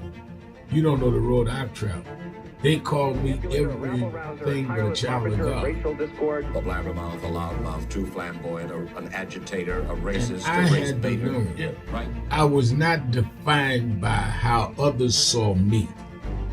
I was defined by how I saw myself and whether I was being true to myself. Some of you watching this don't like me. And it doesn't matter as long as I know what I'm doing and I like me for being real. So I'm doing this video to say to you, whoever you are and whatever you do, you may not be in ministry or social justice, none of this stuff, but don't live your life worried about opposition or people that don't like you. You can turn that around. Use me as an example. The same people that call me a scam artist, a con artist, a sellout, or racial hustler and all, I kept going. And the people I respected started respecting and publicly embracing my work. When Coretta Scott King, the widow of Dr. Martin Luther King Jr., had this to say about Al Sharpton. A leader who has protested injustice with a passionate, unrelenting commitment to nonviolent action in the spirit and tradition of Martin Luther King Jr. And I am talking about your leader, our leader, the Reverend Al Sharpton. The other thing that hasn't changed is the National Action Network's commitment to fight injustice and inequality here in New York City and across America. And that's not only a testament to Reverend Sharpton, it's a testament to all of you who are here tonight. First and foremost, to Reverend Sharpton. I saw him when he first came on the scene, and I have marveled at his tenacity, at the development of his intellect, and his devotion to our movement, and much he has contributed to the world we are experiencing. I am honored, and I must say that when I had my debate with Dr. King on the issue of the church and religion, he didn't warn me that after his departure, his space would be filled by another preacher, and that preacher would be Al Sharpton. All you want in life is people that matter to you to say you did all right. And more important, that you can look in the mirror and say you did all right. Thank you, Rev. Thanks for that introduction. Look, we've known each other for a long time. I'm grateful not only for your leadership and partnership, but quite frankly, more importantly, for your friendship. And thanks to all of you, members of our nation's most important civil rights organization. You have been, over all of your years, such an extraordinary leader. You are a voice of truth, a voice of conscience, a voice of practicality around what we must address and what we can do. And I thank you so much for your friendship. I remember that most of the youth around Al's age, he was about 12, wanted to be like Connie Hawkins, a great basketball player, legend, or Earl the Pearl, or Clyde Frazier. Al wanted to be like Adam Powell, a powerful preacher with a social justice gospel. He was very close to, at that time, the Reverend William Augustus Jones, powerful preacher and social justice advocate, and Reverend Gardner Taylor State right down the street, and Bishop Washington, whose church he came from, and Reverend Sandy Ray. He wanted to be like these giant preachers. He wanted them to have the edge, however, of the King's social justice dimension. He wanted to be like them, now he's one of them. Perhaps taller than most of them because of the risks he has taken and the reward God has given him with his gift. I remember so well that I first escorted him to jail. He was around 13 years old with the jail fighting the ANP. He was in the lineage of our struggle. He grew up in it. We didn't just see him on TV one night. He didn't happen. He came bottom up, not top down.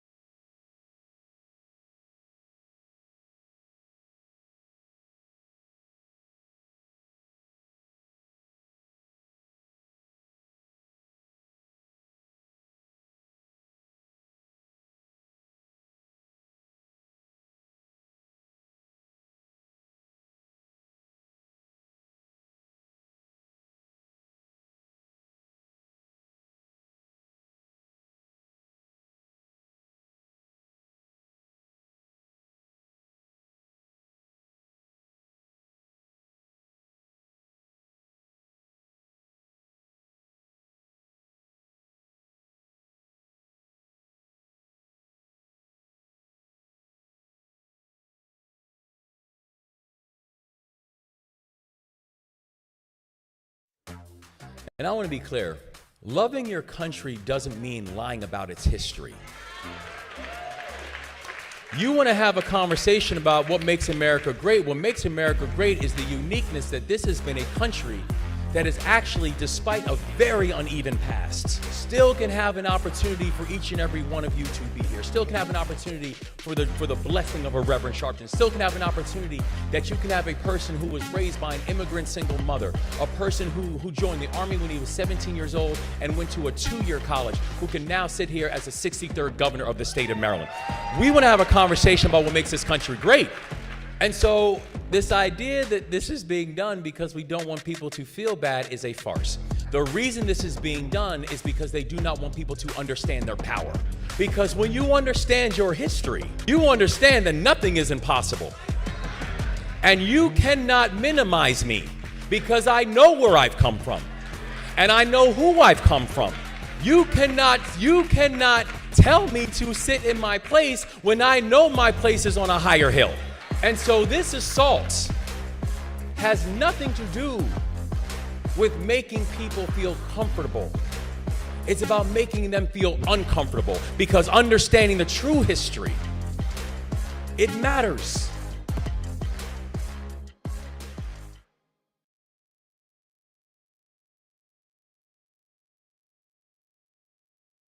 It's been a long time coming, but I know 1968, Dr. Martin Luther King was killed in Memphis, Tennessee. And it has been the commitment of National Action Network to always, in the month he was killed, to let them know they killed the dreamer. I have a dream today. But they can't kill the dreamer.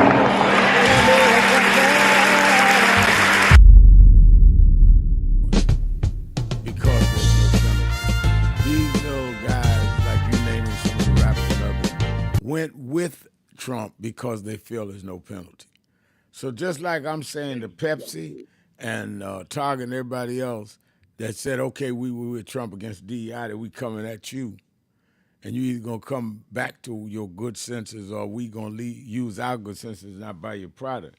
We need to also hit some of these rappers and say, wait a minute, you go on tour and nobody show up, you put out a record and nobody play it, tell Trump take care of it. There is no penalty. They are not afraid because we are there is no order, and we're not punishing disorder in our community. Now people say, Rev Mal, we got the right to support who we want. You do have the right to support Trump and whoever you want, and we got the right to say if you support something that, as Frank is saying, brings evil on us, we have the right to not support you. We all got rights. That's right. You got the right to do him, and we got the right to do you. And why they do it? Just so they can get pay a little bit less in taxes. Okay? I hope they are satisfied with their 30 pieces of silver. As rich as you are, you afraid to pay your fair share of taxes, so you're going to help unleash this evil. We're coming at you. We'll be at your concert, letting these young people know this entertainment is the reason why your mother and father and your scholarships and your grants and all this stuff, these programs are gone. Hold up. Here I come. Thank you, Reverend. I got someone in my door. Reverend, All right, thank you for your call. Always good to hear your voice, Frank. Let me go to David in San Francisco. David. Oh, thanks, Reverend. Yeah, and that was a pretty timely call on his part, because I was going to ask you about exactly that. A couple of days ago, you were also talking about boycott, and you were saying there was a strategy from the early civil rights movement where you try to negotiate with, I think you were talking about Pepsi at the time. Right. So the example I was going to give, and it's tied to the deportations to El Salvador. Now, if we were to, you think back to King Leopold, and King Leopold helped create the corporate state, where the corporations would make deals with evil kings or evil, the corporations would run the country. And so boycotts of individual corporations were, that would be one strategy. But in the case of El Salvador, if we were to boycott the country in particular and every corporation within it, the negotiations, I'm just trying to, kick off some discussion of how do you boycott an entire country so that they shut down an evil prison like that. There's got to be a way of doing it. And maybe the timeliness of the stock market crash, these corporations are going to be begging for any association they can make with honest people as opposed to crooks. So, yeah, just wondering if you've got any... So your question is, how do we deal with the El Salvador issue with a boycott? Yeah, and specifically with corporations that are down in El Salvador. It sounds like this privatized prison down there Right. is a corporation in itself. Right. And I remember George Bush was trying to pull this snake oil with privatized prisons 20 years ago, and many of the counties were suckered into having a privatized prison come into their town, but then all of a sudden the town became a pariah. Right. Nobody wanted to visit. Yeah, nobody wanted to visit that town because they had a big, ugly corporate prison in it, and all of the guards were like brutal thugs, and nobody wanted to live there. So the county was actually going broke because they were encouraged into having a privatized prison. And I remember seeing a website that was just like a stock market, bond market website that was talking about these corporate bonds for privatized prisons, and they were losing money fast because they had to keep the prison full in order to break even. And so they had to keep people locked up, and make money on innocent people locked up into a privatized prison. So it became the counties stopped building these privatized prisons here in America, but apparently some place like El Salvador is being suckered into doing that, and they're setting themselves up for a boycott like I'm discussing. Yeah, well, there must be. I'm going to do some research on it. There must be some private corporations involved in this that ought to be added to our list. And I thank you for that recommendation. I'm going to look into that. Thank you for your call. Interesting perspective.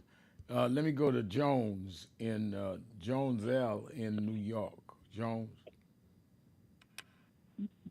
Hey, brother, how you doing? I'm doing well. Brother, I got some stuff. But this is my thing. I'm going to say some words that maybe people may get a little step up. I'm going to say it quick and hard. DEIs. Now, I hear a lot about the DEIs through the White House, but isn't Steve Miller a DEI? He's of Jewish heritage, right? So he should basically be a DEI. You mean DEI? You talking about DEI? Yes, indeed. Sir. Yeah, okay. Yes, he's talking about. Now I'm trying to figure out something also. They're going to have our culture of a Smithsonian Museum. Are they messing with the Jewish culture, the Holocaust? Good question. Are they messing with the Scottish and Irish? How about Scottish and Irish? When they had the war, they messed with their culture. They all have museums. You have the Holocaust Museum. You have, yeah, you're right. Go ahead. Japanese and Chinese and enslaved, are messing with their culture? Are they messing with the history? Because to me, they're talking to one set of people. If you mess with our history and say, oh, our history should be woke or whatever, how about the rest of history? Can you imagine they mess with the Holocaust Museum? Can you imagine what happened? But they're going to mess with our museum and say it's not racism. But the problem is exactly what you're saying, Jones. They mess with us and we don't do nothing, which is why we're doing what we're doing with these companies. You have to make people understand there's a price to pay to mess with us. Yep. Even Donald Trump, he's a DEI. His family was from America. Right. His family came over on Ellis Island. I love it. So how could he? So I'm listening to him saying that to us. And what I don't understand is some areas, the DI areas, even going back to where that little muskrat saw and saying Marjorie Taylor Greene, she was talking about morality. Didn't she allegedly cheat on her husband? So come on, stop this. Stop it. Yeah, I love it. Thank you, Jones L. I think he's right. If any other race, group, or gender was under this kind of attack, they would be out there fighting, and they would be right. They would be telling these corporations, you coming to the table, deal with us, or we going to close you down. And they'd be right. That's all we doing. But the reason they're not fearing that is we stopped doing that. And that's what we're doing now. Start with Pepsi and Target and on, and supporting those like Costco's that supported us.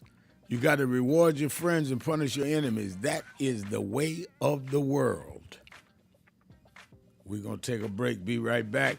More Exhale Friday. You on the phones, 1-877-532-5797. Be right back.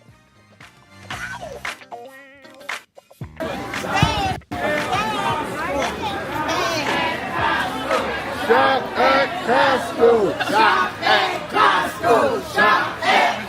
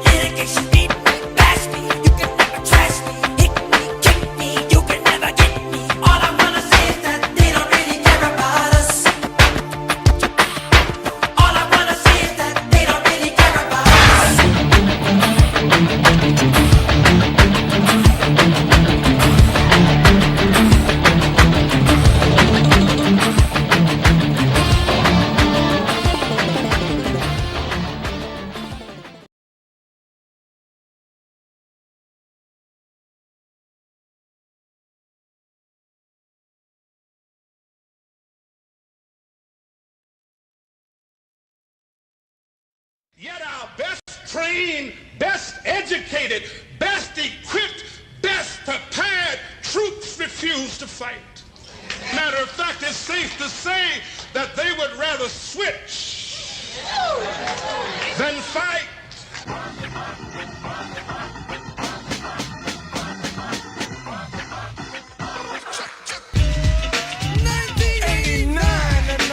Another summer. Sound of the funky drummer. Music hitting your heart, cause I know you got soul. Hey, listen if you're missing, y'all.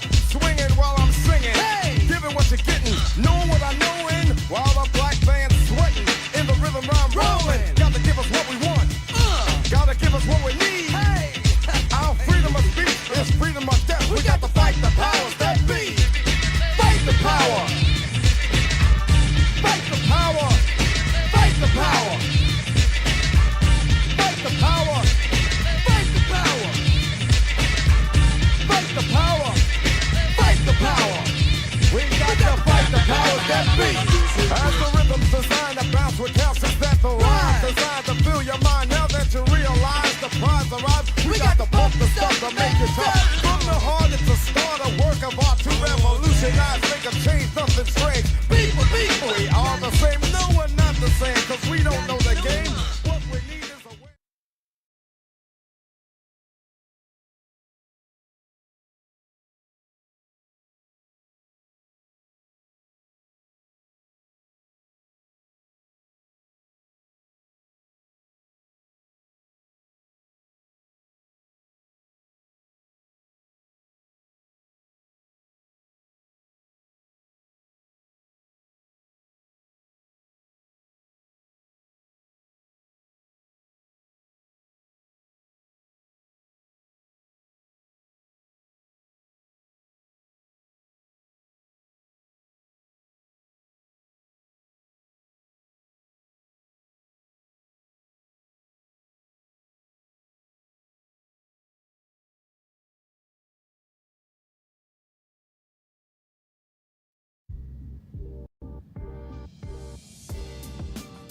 As I was sitting at my desk doing the radio show, I thought about during one of the commercials. I keep right behind my desk a picture. This photo is This is Frederica Washington, Bishop Washington's daughter, who I grew up under. Ronnie Dyson, who became a Broadway star of hair, grew up in church with us. And me as a minister doing a Tom Thumb wedding. They used to have Tom Thumb weddings for the kids, teaching us how to have a wedding and to be married. And I was the preacher. I was about 9 years old in this picture. I was already been preaching since I was 4. I keep things around me like that, reminding me of my journey. You have the habit of looking at things to see how far you've come where you started. I was a boy preacher here. Both Frederica and Ronnie have died, and I'm still preaching. I'm still here. I thank God. I don't take any day for granted, nor do I take me starting early for granted. Don't take your life for granted. Remember it, chart it, and be grateful for it.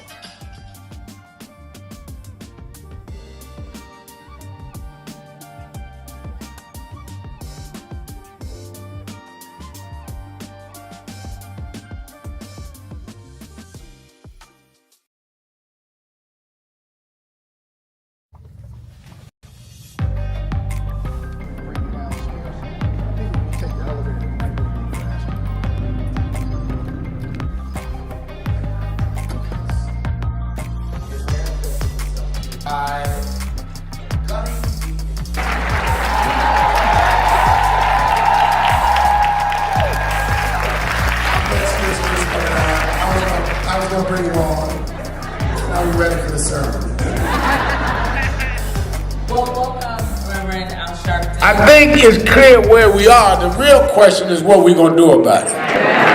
The only question is whether we going to get up and do what we supposed to do.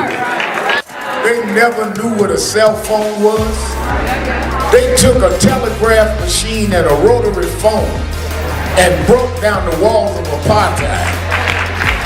And we're sitting here with Instagram and Facebook and TikTok and 2 cell phones in your pocketbook talking about what we gonna do.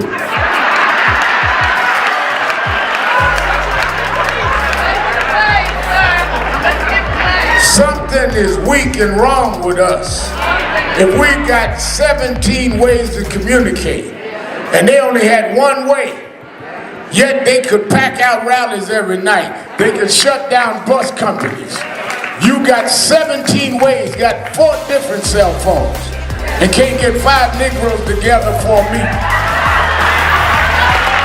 And we must have the self-respect. This ain't about whether you are militant or moderate. It ain't about what organization you do. You have enough respect for yourself that you're not gonna treat me like this. We built this country. We shed blood for this country. We put it on our back. You're not gonna do that to us in 2025.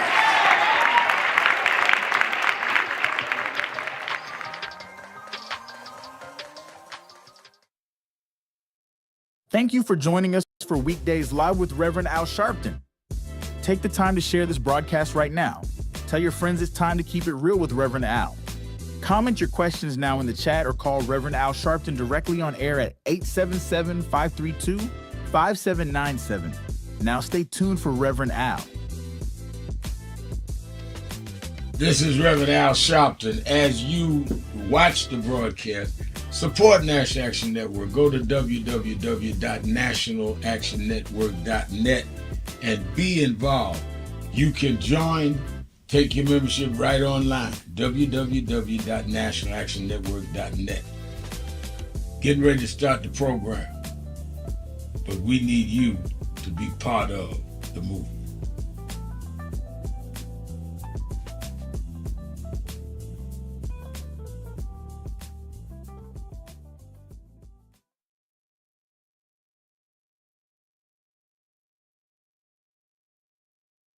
Thank you for joining us for Weekdays Live with Reverend Al Sharpton. Take the time to share this broadcast right now. Tell your friends it's time to keep it real with Reverend Al. Comment your questions now in the chat or call Reverend Al Sharpton directly on air at 877-532-5797.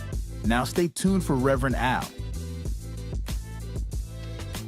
This is Reverend Al Sharpton. As you watch the broadcast, Support National Action Network. Go to www.nationalactionnetwork.net and be involved. You can join, take your membership right online, www.nationalactionnetwork.net. I'm your host. Getting ready to start the program. Reverend Al Sharpton. And we're back, 1-877-532-5797, 1-877-532-5797, twitter.com, The Rev Al. And let me tell you, a lot of callers today and a lot of information. And I am beginning to get signals that Pepsi does want to meet, but we'll see if they do it within these 21 days and what they say. Like I've said at the convention last Saturday, this will be the 7th day tomorrow that I put them on notice.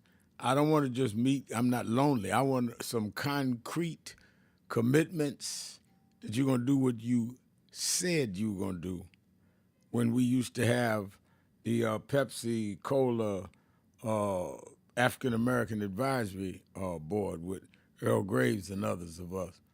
Or we need to just move on.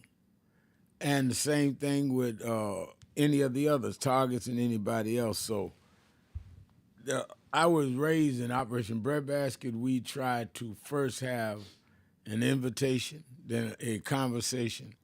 And if conversation didn't lead to something, then it goes to confrontation until we can get some reconciliation. It's got to be a strategy. I'm not just doing things to be doing things. And then we go out and say, oh, we had a big boycott, big march, nothing happened. No, we want to get something done. But we're going to do it in a way that is going to impact you, so you're going to want to get something done, too, on the corporate side. So stay with us. Get ready. Go to www.nationalactionnetwork.net and get ready for the August 28th march. Sign up now saying, get me the information. We every week, starting next week, going to send out something for everybody to use, like a paragraph that say, this is what you can say why people ought to be at the march. Because a lot of people say, I want to help, but I don't know what to say. Well, I'm going to send you something every week, give you an update every week, those that sign up. So you can convince, I ain't asking you to lead your whole city. Get people in your house, in your neighborhood, in your church, in your fraternity, in your sorority, on your group chat, and we'll let you know every week what you can say. Go to www.nationalactionnetwork.net, and we'll take it from there. All right, I'm joined as I am every Friday to end the week on this show. He is the senior pastor of the historic King Solomon Baptist Church of Detroit, as well as the head of national expansion, Michigan State Chairman of National Action Network, the Reverend Charles Williams. How you doing, Reverend Williams? All is well, all is well. I need as to, always. I need to ask you something. And I'm going to get a lot of calls, but I want to ask you this. We talked a little earlier about looking at people in 2028 to run for president. I think some OG might have, I think it was OG, posted some names on our comment board. Yeah, here it is. OG Kelly said potential top 2028 contenders include Buttigieg, California Governor Gavin Newsom, Minnesota Governor Tom Walz, Illinois Governor J.B. Pritzker, former Chicago Mayor Rahm Emanuel, and Michigan Governor Gretchen Whitmer. Whitmer was in the White House the other day. Whitmer was standing there when Trump, in the Oval Office, when Trump signed executive orders to call on the Justice Department to go after two former aides. And Whitmer agreed with Trump on some things. Explain to me, you are there, you head the chapter for the state of Michigan. We all stood up when Whitmer was the target of the right wing. They wanted to kidnap her and kill her. That's right. And now she's in the White House with Trump, commending. I'm not saying governors shouldn't meet with Trump, but stand there commending him and standing with him. Explain what we're looking at here. Well, Rev, I think that's why we should be concerned when we hear our brothers from the United Auto Workers, the labor movement, that are also, in some sense, commending Donald Trump on this tariff war that we see happening. Look, in Michigan, I think it would go across the country. It'd be somewhat similar to across the country. We had over 2 million, 3 million, factory workers, folks, the great migration from the south to the north came to Michigan to get work. Now we're up under 100,000 workers in the Detroit area, and way up under 500,000 across the state of Michigan. So it makes sense to me that labor, UAW, who's been a powerful source in politics in Michigan, would advocate for the governor, who enjoyed the support of the United Auto Workers both times that she ran, and they play a heavy role in the AFL-CIO as well as the labor movement, would urge her to go and work together on trying to figure out how they can get more plants in Michigan, because she don't want it to come up. If her name is truly up for president, and if she truly has some aspiration to be president, she don't want it to come up that she did not take the time to make sure that there were jobs that were brought back to Michigan, plants brought back to Michigan, to the country, period. Now, the sad part of that is that, black folks, we have to do the work that we've got to do to make sure that we aren't expendable. Because I don't think she had a conversation about DEI when she was up there. This is why I'm supporting the march, and why I'm excited about marching on Wall Street, and why we must march on Wall Street, and why we must show up in numbers like we've never seen before, from the Slave Street to the Wall Street, to make sure that we make it very clear that our voice matters, our issues matter, our dollars matter, our presence in the boardroom matters, our presence in the C-suite matters, and our presence and opportunity to get contracting as well as to manage those dollars. All of that matters. So our voice has to be stronger, if not, and we shouldn't depend on the labor movement. The labor movement gonna advocate for what labor wants, and they have been our friends before, and we're not suggesting that they aren't our friends now. But we must be essentially about what our issues are, and that's the reason why the march is important, and that's the reason why she was there, because they got the strength, they got the numbers, they got the dollars, they got the lobby to make sure that the governor does what they want him to do, even if that means going to go meet with Donald Trump. Let's go to Ron in California. Ron, you're keeping it real with Sharpton and Williams. Sure.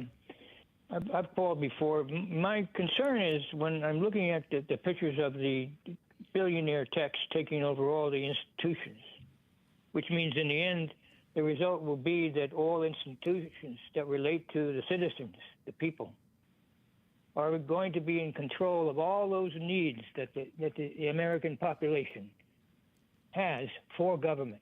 And that will be influencing corporate as well as citizens. And my concern at this point in my 80s, and I used to be involved with student service and still to some degree in learning, what about the youth? Does the youth really realize that maybe not going through all the hardships in democracy, that democracy could be lost? Their freedoms could be lost overnight without visualizing that those freedoms are lost by the institutions being controlled by a very elite set of billionaires who have a belief that they have the right, as a king would have, or a royal group, to control because they have the technology and therefore they're superior. Is that transition an awareness of America's youth? I think Because not. I think not. I think that is not an awareness to the degree it should be. I think you raise an excellent point. And part of the concern I have about that, Ron, and Rem Williams, is that to get to a lot of our young, and I've seen this in the Youth in National Action Network, they are all more on social media than anything else, and the tech giants control the social media. So they are programming young people into nonsense and into, in many cases, right-wing propaganda because they believe TikTok. They've just about killed black radio and black newspapers. And they no longer get their, and I'm talking about black young people, but even in other communities, Latino and others. So if they can get everybody on to their information comes through technology, then the tech giants and the tech czars will control the political information in the country. And that's where we are. And I think that it is happening in a way that we can, in many ways, be too far gone to stop unless we start dealing with it now. They're not regulating it. Notice Trump comes in, he wants to jump on the networks. He wants to see about the Paramount CBS deal. He wants to jump on Comcast. They're not talking about any of the tech places because they were able to use that. In fact, they were talking about one time, maybe we'll buy TikTok. And that's Chinese. So, I mean, it's some very strange, yet not so strange stuff going on when you realize where they want to go. We are programming young folks to listen to the titans rather than the truth. You know, Rev, if I could just jump in just a hot second. You know, I was talking to a young lady. Oh, it's break time. Let's take a break. We'll be right back. Keeping it real. Sharpton Williams, be right back.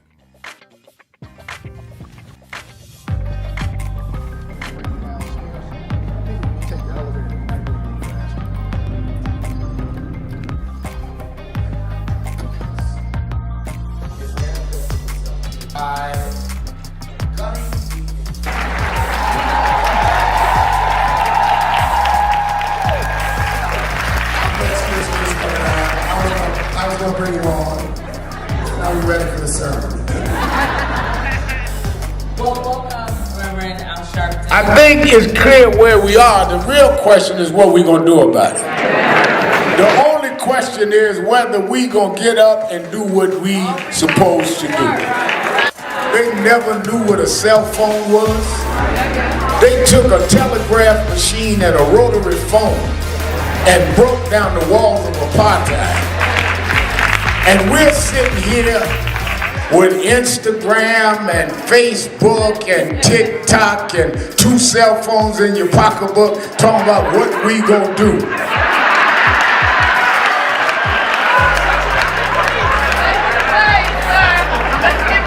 Something is weak and wrong with us.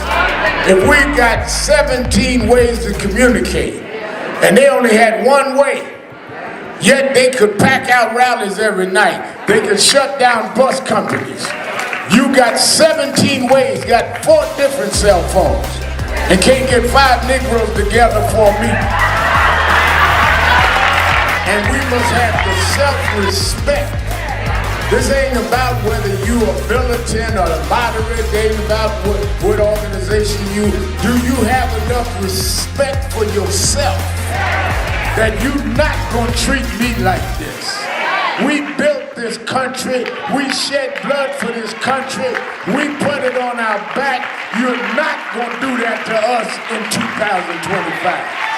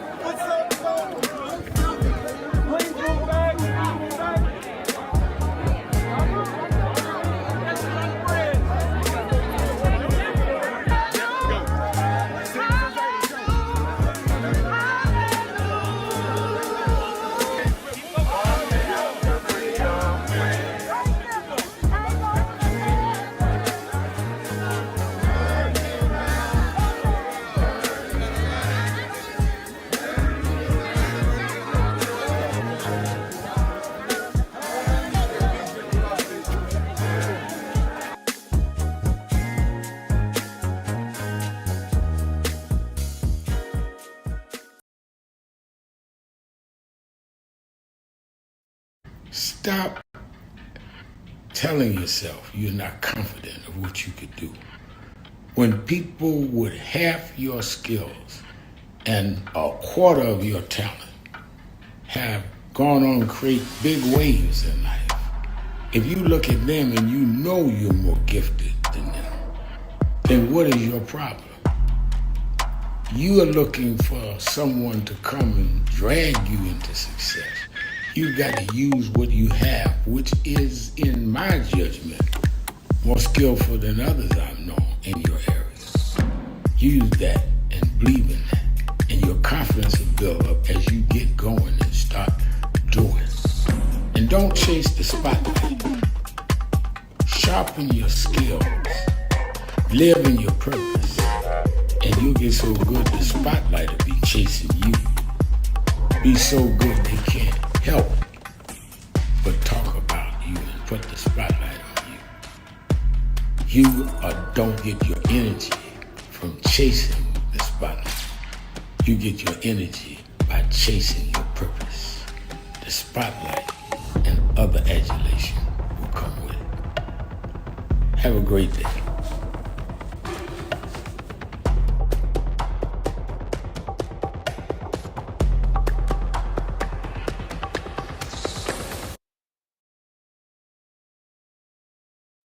No justice! No justice! No justice! What do we want? What do we want? We are the sons and the daughters. We gotta stand up and make it loud. Just like our God told the Pharaoh, let my people go, go. We are a new generation from the ones who have come before. He's calling us into freedom. Let my people go, go. We're gonna shine up and shake. Give me a papa God rain, make the heavens. If you don't say you know what trouble, let my people go, go. The blood, sweat, and the tears that we gathered through the years. If you don't say you know what trouble, let my people go, go. Wade in the water, we did wade in the water, children. It's been a long time coming, but I know 1968, Dr. Martin Luther King was killed in Memphis, Tennessee. And it has been the commitment of National Action Network for always in the month he was killed to let them know they killed the dreamer. I have a dream today. When they came for the dream.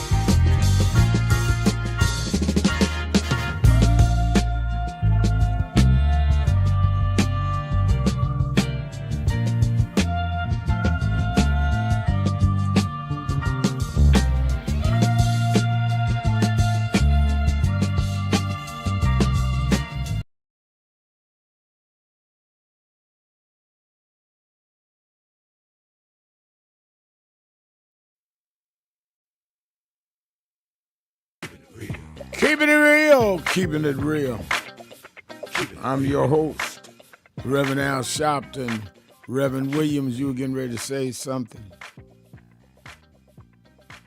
I was just gonna say, we were talking about social media, and I was talking to a young lady not during the convention. She said, "Well, I haven't seen you post anything on X," and I said, "Well, every time I go on there, it's Elon this and Elon that." I said, "That's just not my preferred method of communication no more." But it's almost a disconnect, like you say. I mean, this man owns the whole platform. So why it is you believe that whatever I say, you say, anybody says on this platform is actually going to surface, is actually going to go viral, is actually even going to get really seen without all of the bots and with all of the manufacturing that these guys do with media? It's not even viable for us anymore. I mean, he's clearly making a lot of these decisions that we see that right next to Donald Trump, if not telling Donald Trump what to do, and he owns this media market. I mean, he owns this media source. So why do you think that there's anything that we can say on this source that will be that'll be seen, quite honestly? So I believe you're absolutely right. We've got to get back to really getting out of trying to mobilize via social media. A lot of the social media doesn't fact check anymore. They said that as soon as Donald Trump got in office. So why is it that we thinking that they're going to pay attention to anything that we say there? We got to get back to the church. And I know some folks say, "Well, what do you mean? What do you mean?" This is how we send messages. This is how we organize. This is how we are able to communicate with each other and what we've used in the past. And I just believe that it got us over before and it'll get us over again.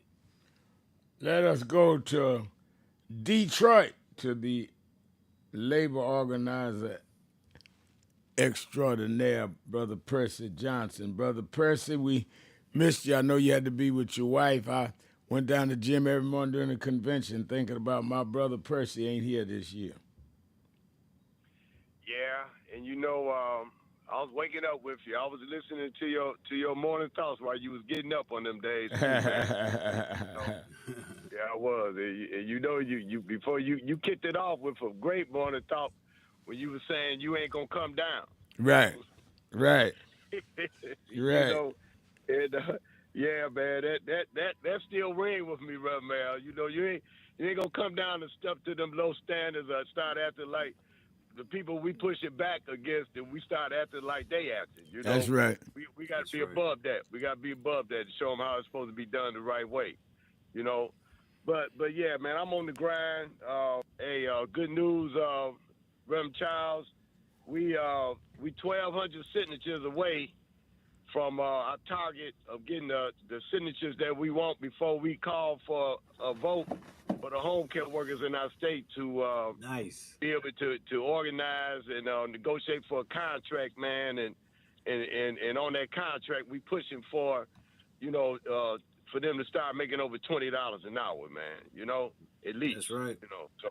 So we 1,200 signatures away. Man, we on the grind. That's man. good. That's good. Getting it done. But look, I got 2 points, man. And you know what, Rev, man?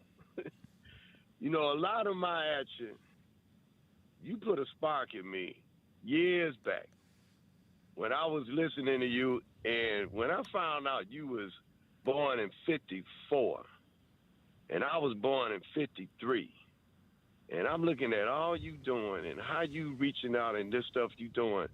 Yeah, I'm a good father. I was a good father, still am, doing stuff, taking care of my family. But as far as being active in the community and just addressing stuff and doing stuff, I really wasn't doing, man. So all this activity that I'm doing, and Reverend Charles know a lot of stuff that I'm doing too. We even helped do some plumbing there at the King Solomon building right. from the groups I'm in, man. We always pushing for buses and stuff to come with y'all, man. It come from your spark, man. I just know you put that spark in. Oh, wow. Now my wife might be a little mad with you. I'm sure she is.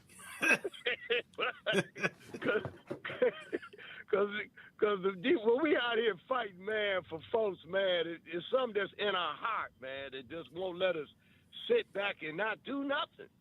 You know, it just, you know, and that's what it be, man. And to be that Lord pushing on us to go out here and do something, man. But it's good to be encouraged that we stay on point and do what we do. But 2 points. Let me get this out and get out of here. So I love your strategy and what you're doing on how we targeting. You know, first, I really like the way that we picked a company like Target we weren't going to mess with.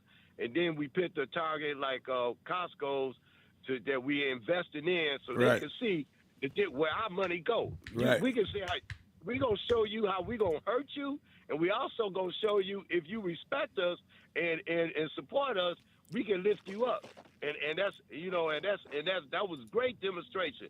And these young folks, and remember, I'll tell you something else. I'm feeling good about our young people behind me because you know our age, but we got folks like Reverend Childs, we got folks like your daughter, and I'm looking at a whole lot of other folks, man, that's going to continue this stuff of what we going on. But right now, Reverend Childs, take notes because what we doing here with Betsy, you know, and we distinctly we're pushing for a demand of what we're going to be asking for.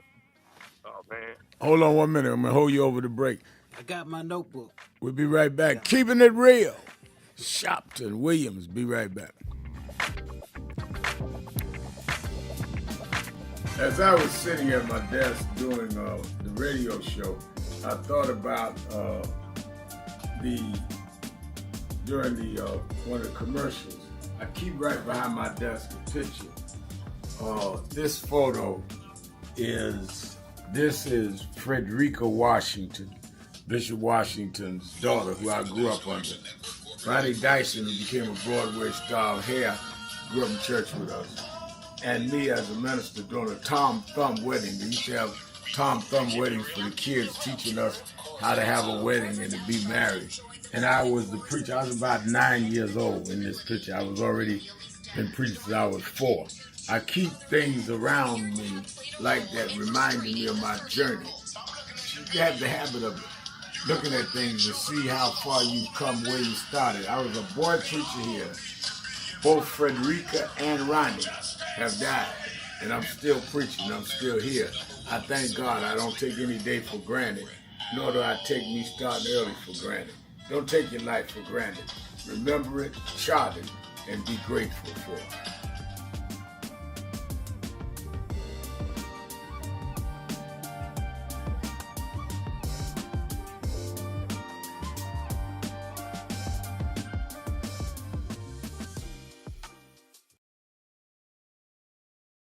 Yet our best trained, best educated, best equipped, best prepared troops refuse to fight. Matter of fact, it's safe to say that they would rather switch than fight.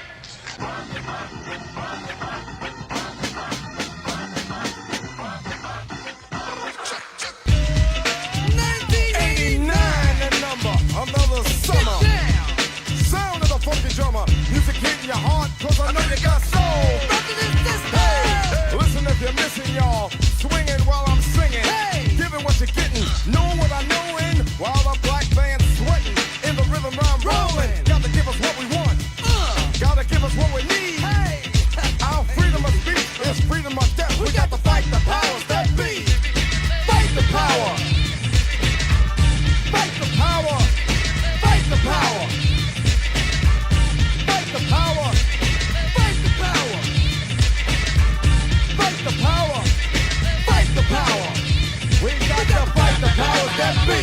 As the rhythm's designed to bounce with calcium that the rhyme designed to fill your mind. Now that you realize the prize arrives, we got to pump the stuff to make it tough. From the heart, it's a start, a work of art to revolutionize, make a change, something strange. People, we are the same. No, we're not the same, cause we don't know the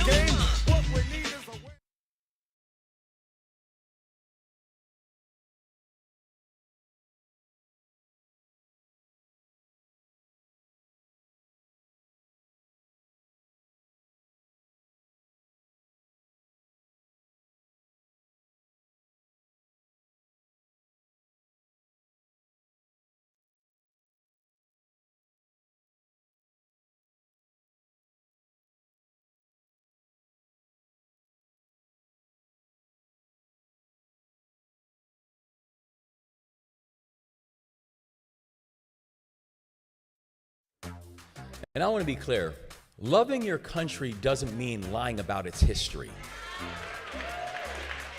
You want to have a conversation about what makes America great. What makes America great is the uniqueness that this has been a country that is actually, despite a very uneven past, still can have an opportunity for each and every one of you to be here. Still can have an opportunity for the blessing of a Reverend Sharpton. Still can have an opportunity that you can have a person who was raised by an immigrant single mother, a person who joined the Army when he was 17 years old and went to a 2-year college, who can now sit here as the 63rd governor of the state of Maryland. We want to have a conversation about what makes this country great. And so this idea that this is being done because we don't want people to feel bad is a farce. The reason this is being done is because they do not want people to understand their power. Because when you understand your history, you understand that nothing is impossible. And you cannot minimize me because I know where I've come from. And I know who I've come from. You cannot tell me to sit in my place when I know my place is on a higher hill. And so this assault has nothing to do with making people feel comfortable. It's about making them feel uncomfortable, because understanding the true history, it matters.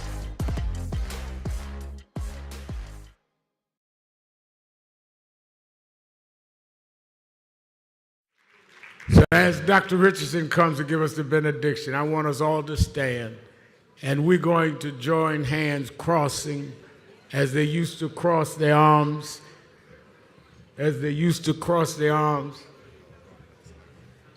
and march in the South. And they used to look at biting dogs. They used to look at bombed churches.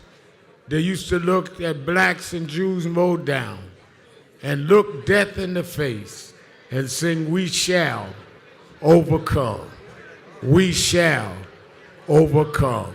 Deep down in my heart, I do believe we shall overcome. Shall we pray as we silence ourselves, as we respect this moment? Eternal God, our Mother and our Father, we thank you for ordering our steps into this space made sacred by our intentions. And we ask now that you might equip us to be engaging in the darkness, that we may come to the light. We thank you for this powerful witness known as the National Action Network, and for its courageous leader, the Reverend Al Sharpton. Now make all of us courageous. Make all of us active. Make all of us advocates for justice in the spaces where we live and work, and we'll give you the praise for all that we shall accomplish. In the mighty name of Jesus we pray. Amen. Amen. We shall overcome. We shall overcome. We shall overcome someday.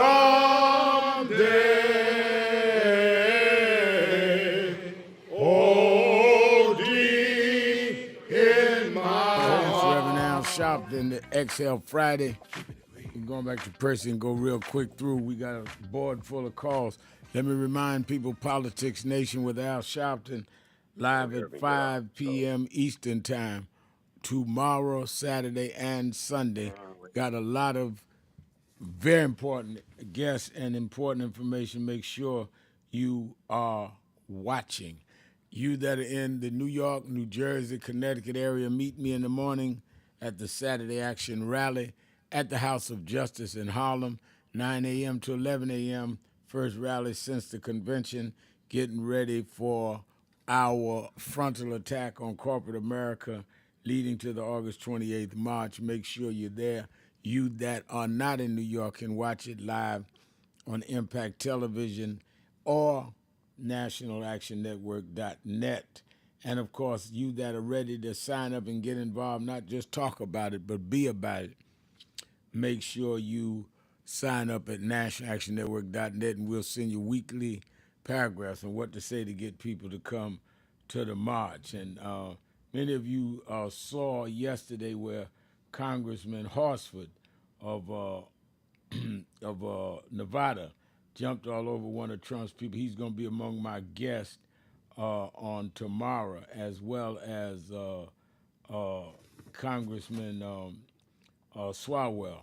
So we're going to lay out a lot of information you're not getting, as well as I got Greg Dowd on, talk about Civil War history. He's a specialist, and I want him to talk about why they're taking down these museums. What's happening at Detroit National Action Network, Reverend Williams?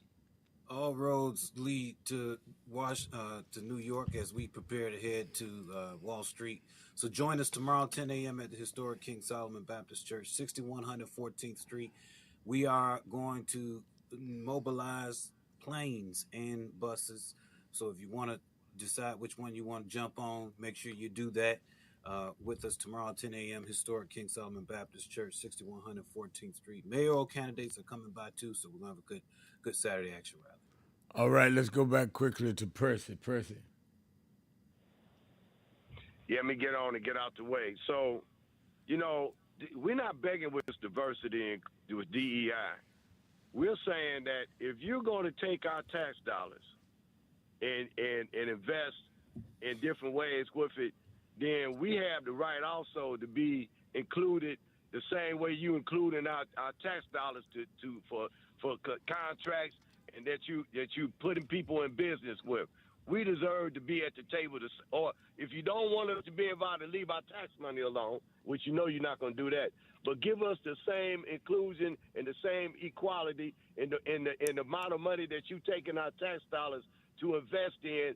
We're supposed to be at the table so we can be invested and have our food on the table so we can grow too.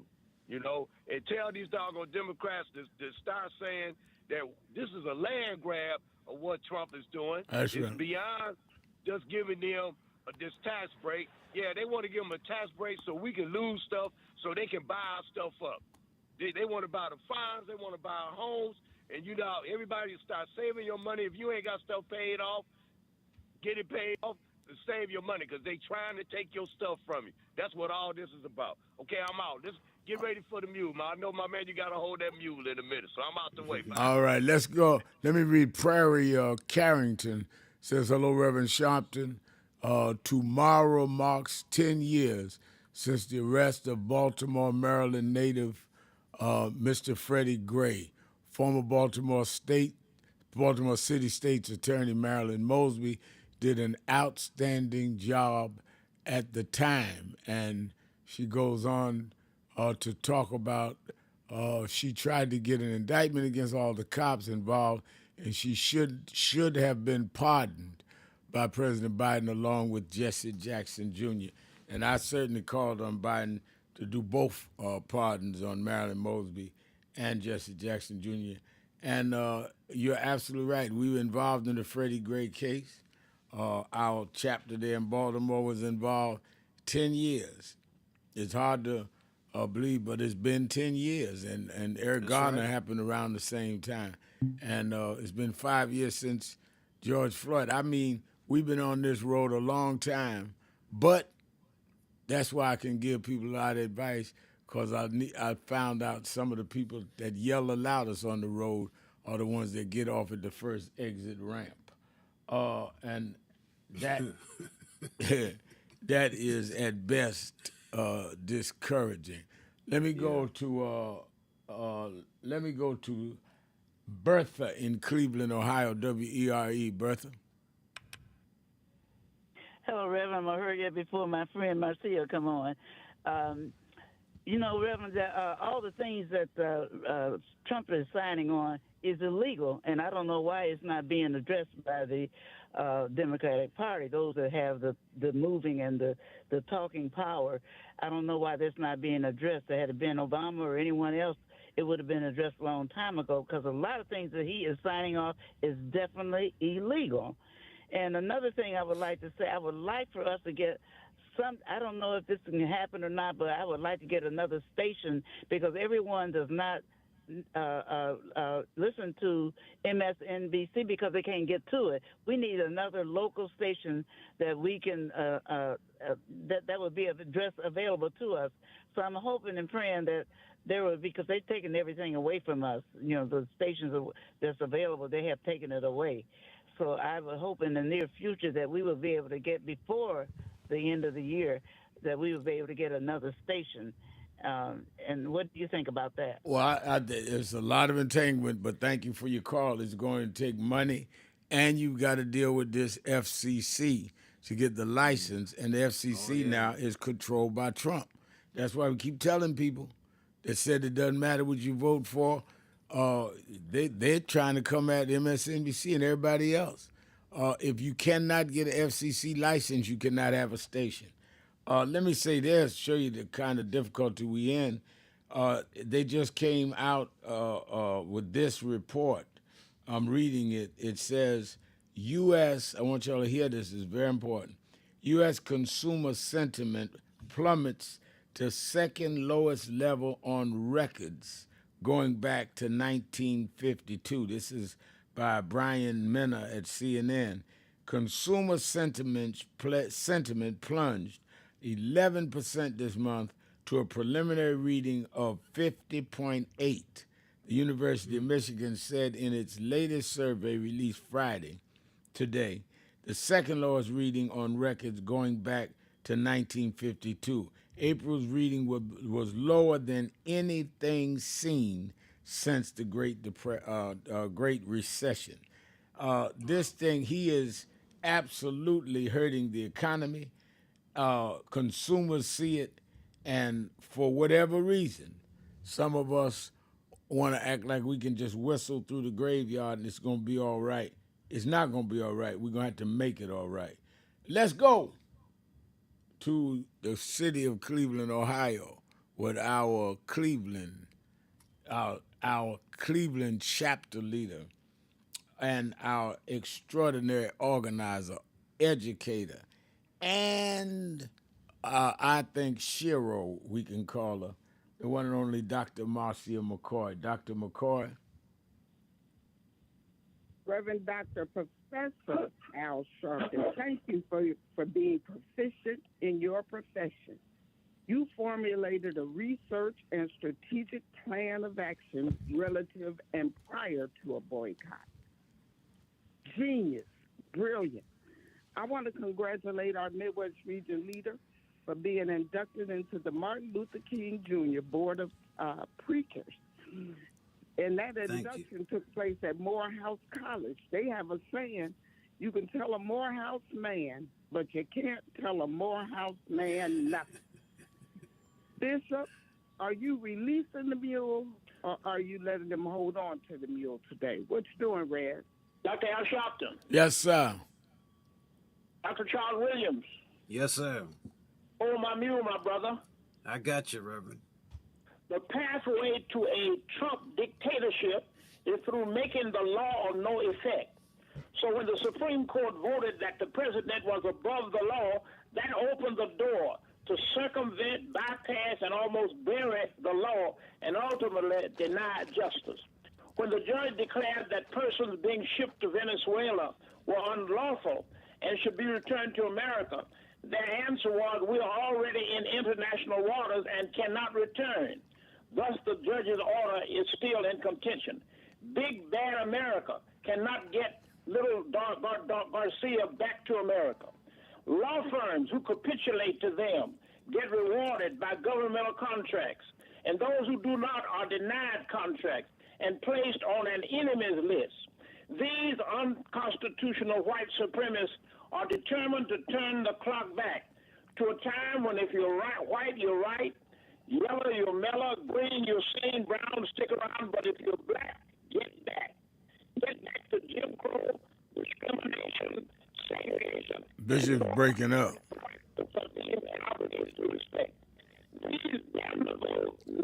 Can we get that line straight? We probably gotta go anyway. Yeah, I think Bishop's line is. I wanted to hear the end of that. Well, let me say we so appreciate bishop, and that's great honor in Morehouse. Guy sent me a picture a few years ago. They had hung my portrait along with the Hall of Ministers or something. That's right. I took a picture with that photo. Yeah. Okay.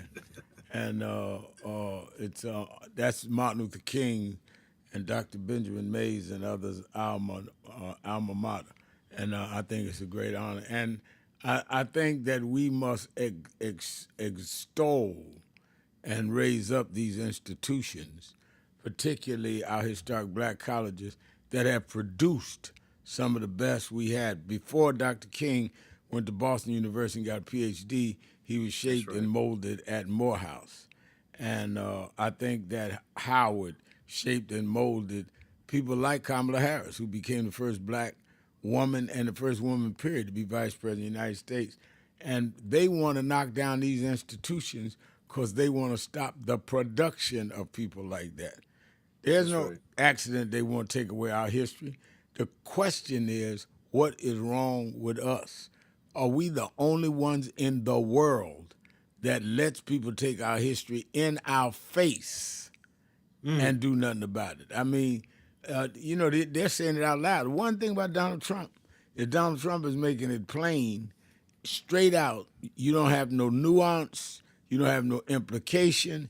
You don't have no, I wonder what he means. He tell you what he means. So that's why it separates those that are really standing up and those that are afraid, because you cannot say you didn't understand what he was saying, because he makes it real plain.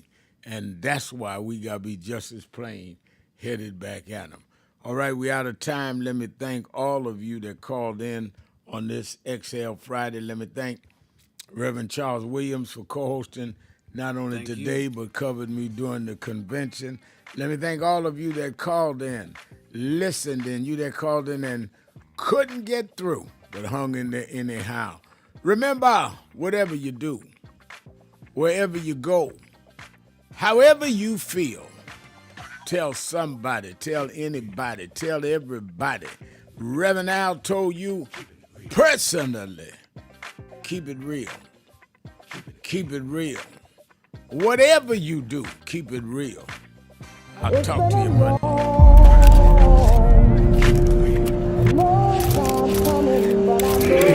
1968, Dr. Martin Luther King was killed in Memphis, Tennessee. And it has been the commitment of National Action Network to always, in the month he was killed, to let them know they killed the dreamer. I have a dream today.